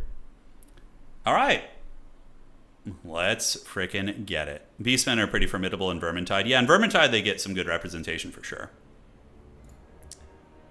All right, guys, let's break it down. So looking at the armies of the Changer for Winterwind, it's going to be a front battle line of Marauders backed up by Zangors. Zangors are pretty good here. Honestly, they'll trade fine into most Beastmen infantry, and they do have silver shields as well. Front line's going to be Marauders. We have the new and improved Chaos Spawn being mixed in. So Chaos Spawn have been getting buffed for a couple patches, and now they're finally in a place where we're actually seeing Chaos Spawn being used in games, which I'd love to see. We got the Changeling in the back, and the rest of the army is going to be Marauders. We got some blues and some weird spawn, and a Shrine with a Cultist. Okay, so the Shrine of Tzeentch, if you guys don't know what it does, it basically, when it charges up, it's going to be giving you constant reserves as well as power recharge rate. So if you can get this thing, charged up, it's going to be incredibly good. So this is really, really rad. I love this Tzeentch army. It's freaking cool as hell.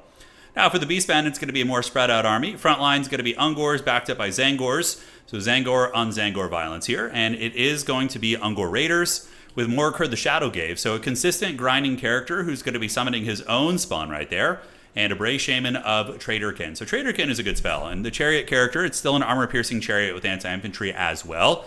And that's going to be it with a big Vanguard over here. So Beastmen are going to be playing the entire map, while Tzeentch is going to be moving up towards Objective 3 and then slow pushing over towards Objective 2.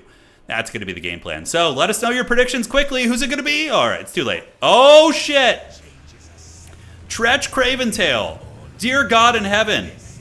What have we done to forsake you? It is going to be Stay Here I Get Help and Tretch's Raiders. Okay. I wasn't expecting that. So you guys wanted a Skaven and finals. Now you're getting the Skaven in the finals through Tretch Craventail on the Changeling. All right, so I don't know how that's going to go. I mean, he's not going to be easy to snipe, that's for sure. The Tzeentch Lord is going to be very, very tough to kill. Granted, I think there's a lot better options. Yeah, so Tretch is here. Tzeentch army going to be advancing towards Objective 2. On the outside, the Beastmen using their superior mobility to grab Objective 3 and Objective 1. Zangor is trying to contest this, but at the end of the day, it's going to be a bad fight for them. So the Beastmen do have the numbers down there as well. All right, guys, Trench is on his way in, and the Burning Head caster is here. The Burning Head should be quite excellent. You just want to kill the Ungor Raiders. That's all you care about with Burning Heads here. And now they're going to be consolidating in, split pushing the 2 objectives, taking 1 contingent of their force towards Objective 3, and the rest is going to be heading towards 2 in the middle. But you got to make sure your Chaos Spawn aren't getting peppered by archers. These things are very, very weak to archers, so you're potentially going to be having a really, really bad time if that happens to you. Centaurs with throwing axes are on their way in. Going to be a good counter against the Weird Spawn as well, as the Weird Spawn do find their clutches and get the Zangors in their clutches is what I meant to say. And they'll be pretty good against Zangors. They hit hard, and Zangors are an ideal target. Their armor is going to get sundered, and they're going to be kind of weak. So the Blues shooting in as the mainline fight is now underway. A bit unfortunate here, letting the spawn of Tzeentch get nailed by all of the Ungor Raiders, so that's got to feel pretty bad. Now, what Tzeentch needs to do is get a big Burning Head right down the pipe here. You need to just gather the Burning Head right here, kind of that's where you aim from, and then you just go right up like that, right? That's going to be the spot. So Spawn are doing good, and Tzeentch is able to get his clutches on Objective 3 pretty quickly. The Beastmen actually doing a weird envelop out here. So Zangors and Gors and the Bray Shaman are actually running from the Spawn and Marauder, so they are able to get that done. So where is the Burning Head of the Gods? We do see the archers maneuvering away. It looks like the Beastmen are going to be trying to consolidate their army down here and fight from this direction. So I think that's going to be the game plan. We'll have to see if that's the case. Spawn hanging on to the point with Marauder. Spawn are a very cool stalwart unit. Nice Burning Head coming in from Tzeentch, cooking both units. So both of the Unga Bunga Marauders did get cooked right there. The Blues, in the meantime, waiting in the back, but now being attacked by some of the spears. Marauders going to be hot on their tail. A bit of a misplay not having the Shrine in combat because you want to build up those charges. But Tzeentch looking very comfortable on this point. However, the Beastmen do have a full envelop waiting. So they've been able to surround this, and it looks like these Spawn are maybe going to be taking the fight versus Centaurs. I'm not 100% sure. But Pinks now shooting into the archers, and the objective here is flipping. Good usage of the Furies by Winterwind. We are going to be seeing the Ungor Raiders attacking into getting attacked by the Furies and getting good value there. The other Fury is going to be attacking into these Ungor Raiders. So it looks like Tzeentch is finding some good engagements across the battlefield. Granted, the Beastmen are going to get a very nasty alpha strike here. The Marauders and the Spawn being swarmed, but Spawn are in their happy place because these guys are unbreakable. They're going to fight to the bitter end, and it does look like there's going to be some sort of witchcraft going down. I don't think that's the Tzeentch army ability, but let's go ahead and check. I would be surprised if he had it at this point. It's the single target one. Does do some okay damage. Now, Flamestorm over here, able to cook some of the Beastmen archers, and objective number 2 is going to be going to Tretch Craventail. Meanwhile, Tzeentch's Spawn trading very cost-effectively here, and Centaurs of Tzeentch. Oh, this might be a game-winning play right here, ladies and gentlemen. Getting these Centaurs of Tzeentch to surround the Bray Shaman is so S-tier, because if you kill a Bastos' caster this early in the game, that's going to be just so brutal. He still has a lot of wins and magic left. Spawn here is still doing a very good job. The caster is being killed very, very quickly. Is now broken and stirred, and the Centaur is going to be all over that right now, sitting at 900 HP. Potentially going to be shattering 700 HP as well. Centaurs of Tzeentch are really good assassin characters, and we are going to be seeing this guy at negative 48. He's shattered. He's shattered. That is so big. So Winterwind has gotten rid of Bastos' caster. That is a massive win. In the meantime, Trench Craventail fighting in the middle, and he is going to be giving Tretch's Raiders to nearby units, including himself, I guess, because he's winning in combat. And Tzeentch looks like it's having some success over here, using its Furies to trade well into the Harpies. Furies do typically beat Harpies in my experience. More Zangor is going to be heading towards the outside objective as the Furies continue to uptrade very, very well there. On the outside, Morker the Shadowgave was able to win his fight over here, so Bastos was able to get a great fight, isolate the spawn, but these spawn didn't hear no bell. They went down, they got about 900 value right here, ladies and gentlemen, and they're ripping these guys apart. They're doing some fat damage over here on this point. The Tzeentch Shrine, how's the buildup on it? It is currently generating a little bit of magic, and that's going to be a beautiful Flamestorm right there, guys. Very, very nice. All right, so the Flamestorm is active, going to be cooking all of those guys and getting big value for the Changer, but you got to watch out. You don't want to get it killed. You definitely got to run that Shrine away because the Spawn and Morker will be able to kill it. On the middle, Tzeentch is looking pretty comfortable. We do see the Chaos Spawn, the Weird Spawn, and some Blue Horrors fighting off these guys, and Tretch Craventail with his Anti-Large is helping to anchor that as well. On this side, Tzeentch Zangors are fighting against a lot of Beastmen units, so probably going to get overwhelmed. I think Bastos is going to end up winning on this particular position, but we'll have to see. So I think that for Tzeentch, you probably want to focus on where you're strong, which is these 2 points. The Beastmen are getting a lot of good value around the battlefield, and the trading is pretty even. Forsaken being called in, and Forsaken, Changeling, a.k.a. That's so weird. The Changeling, it's like in my brain, I'm thinking a Tzeentch character, but then I see a rat and I get confused. But yes, it is going to be Tretch, and he's getting some okay anti-large attacks in there, but it does look like the Beastmen are getting some good picks as well. If they're able to... Oh, look at that play from Bastos. Really nice. So Bastos using the Spawn Summon to summon Chaos Spawn on top of the Shrine, locking it in place. Therefore, it's very trapped in. I mean, it's going to be freed up from the surround soon, but potentially going to be breaking here, and Tzeentch doesn't really have anything nearby to help it out. It's going to be a Burning Head attempt right there. It looks like it's mostly going to be dodged. It will be cooking the edge of a couple Centaurs. His Furies are going to be diving on them to try and help out. Trench and the Forsaken fighting the Chariots, and I think this might be the game-winning play for Bastos. Getting us around on this Cultist is going to be taking away Tzeentch's most powerful weapon, which is magic. Also going to be getting rid of the recharge ability, which is very good, because as it currently stands, Tzeentch has infinite Winds of Magic. That's one of the things that's really cool about the Tzeentchian Shrines, but it is going to be taken down by an MLG play from Bastos right there, and it does look like Bastos is starting to take over the game, as the value is 10.2 against 8.2. Granted, it doesn't track like a lot of things like shield regeneration and different tools like that. But yeah, Chaos Spawn are back on the menu. We are seeing them being used quite a bit in the meta, which is very fun. Zangor is being called out here. Shrine is going to be killed. Morker is going to get his big old nasty Pimp Claw that God knows where that thing has been. And he's probably going to be taking down the Shrine here. We're going to have to see if he gets the kill. He gets the kill, and down goes the Shrine. The Tzeentchian Beast carrying the Shrine drop the Cultist to the ground. But you know what? Trench is never going to give you up. He's never going to let you down. He is hanging on the middle objective. He's got his Forsaken here, and the fight continues to rage on. This is a really, really good match, though. Very, back and forth. Kind of looked like Tzeentch was going to run away with it with the caster snipe, but then Bastos comes back and snipes his caster, which is very clean. Down here, we are going to be seeing Zangors. Will they win this fight? Yeah, they probably will win it, but will it be quick enough? Trench Craventail down here, fighting with the Forsaken boys, but they're getting really low. That's going to be a great Traderkin, by the way, hitting pretty much all the Tzeentch units. And the Chariot characters are going to be an issue. Trench does get punted by the Chariot. Morker's going to be able to beat Tretch in combat as well. And ladies and gentlemen, I think that the Beastmen have won this game. Looking at the armies of Tzeentch, they're just looking really decrepit and anemic on the battlefield. On the top side, it is going to be some Centaurs coming in, which of course will maybe secure this objective. The Zangors are doing great. Here's the thing. If Winterwind keeps that Cultist alive, I think he has a great chance of winning the game, because Tzeentch is still in it a little bit, but they're just missing that extra oomph in their army, that magic, the vortexes to just one-shot these Ungors, these Centaurs. Like, they're missing those key components, right, which is going to be painful. All right, down here, Beastmen got that one on lockdown. Trench is going to be fighting here, trying to hold it. Zangor is going to be wrestling the high ground objective. We do see some Ungor Spears coming in, but pretty nice little grab right there as the Zangors do get that objective. Tretch is going strong, though. I mean, he's gotten, what, 400 value? He's not dying. He's hanging in there. And what do we got on the backside? That is going to be a Blue Horror, so a little bit of support coming in. The problem is Bastos has a really big points lead, so I don't think that there's going to be too many chances for a comeback. It's just too many variables are going against Tzeentch. Although the Centaurs of Tzeentch are going to dominate the regular Centaurs, probably because of the Protoss shields. It's a closer fight than you would think, but the charge bonus is pretty fat. It's equal on both of them, but yeah, the Protoss shields mitigate the initial impact. And then from there, they're able to hang in there. So Zangor is going to be charging in. Ungor Raiders getting really good archer fire in. That's going to be turning the tide of the fight. Tretch Craventail trying his best. And that was a great match, great tournament today, man. Really, really fun stuff. So we do see Tretch making his last stand. And honestly, yeah, he can fight against his Chariot character probably all freaking day. Although he doesn't have his lucky Skull Helm because it's not actually Tretch, so he doesn't get to have his items.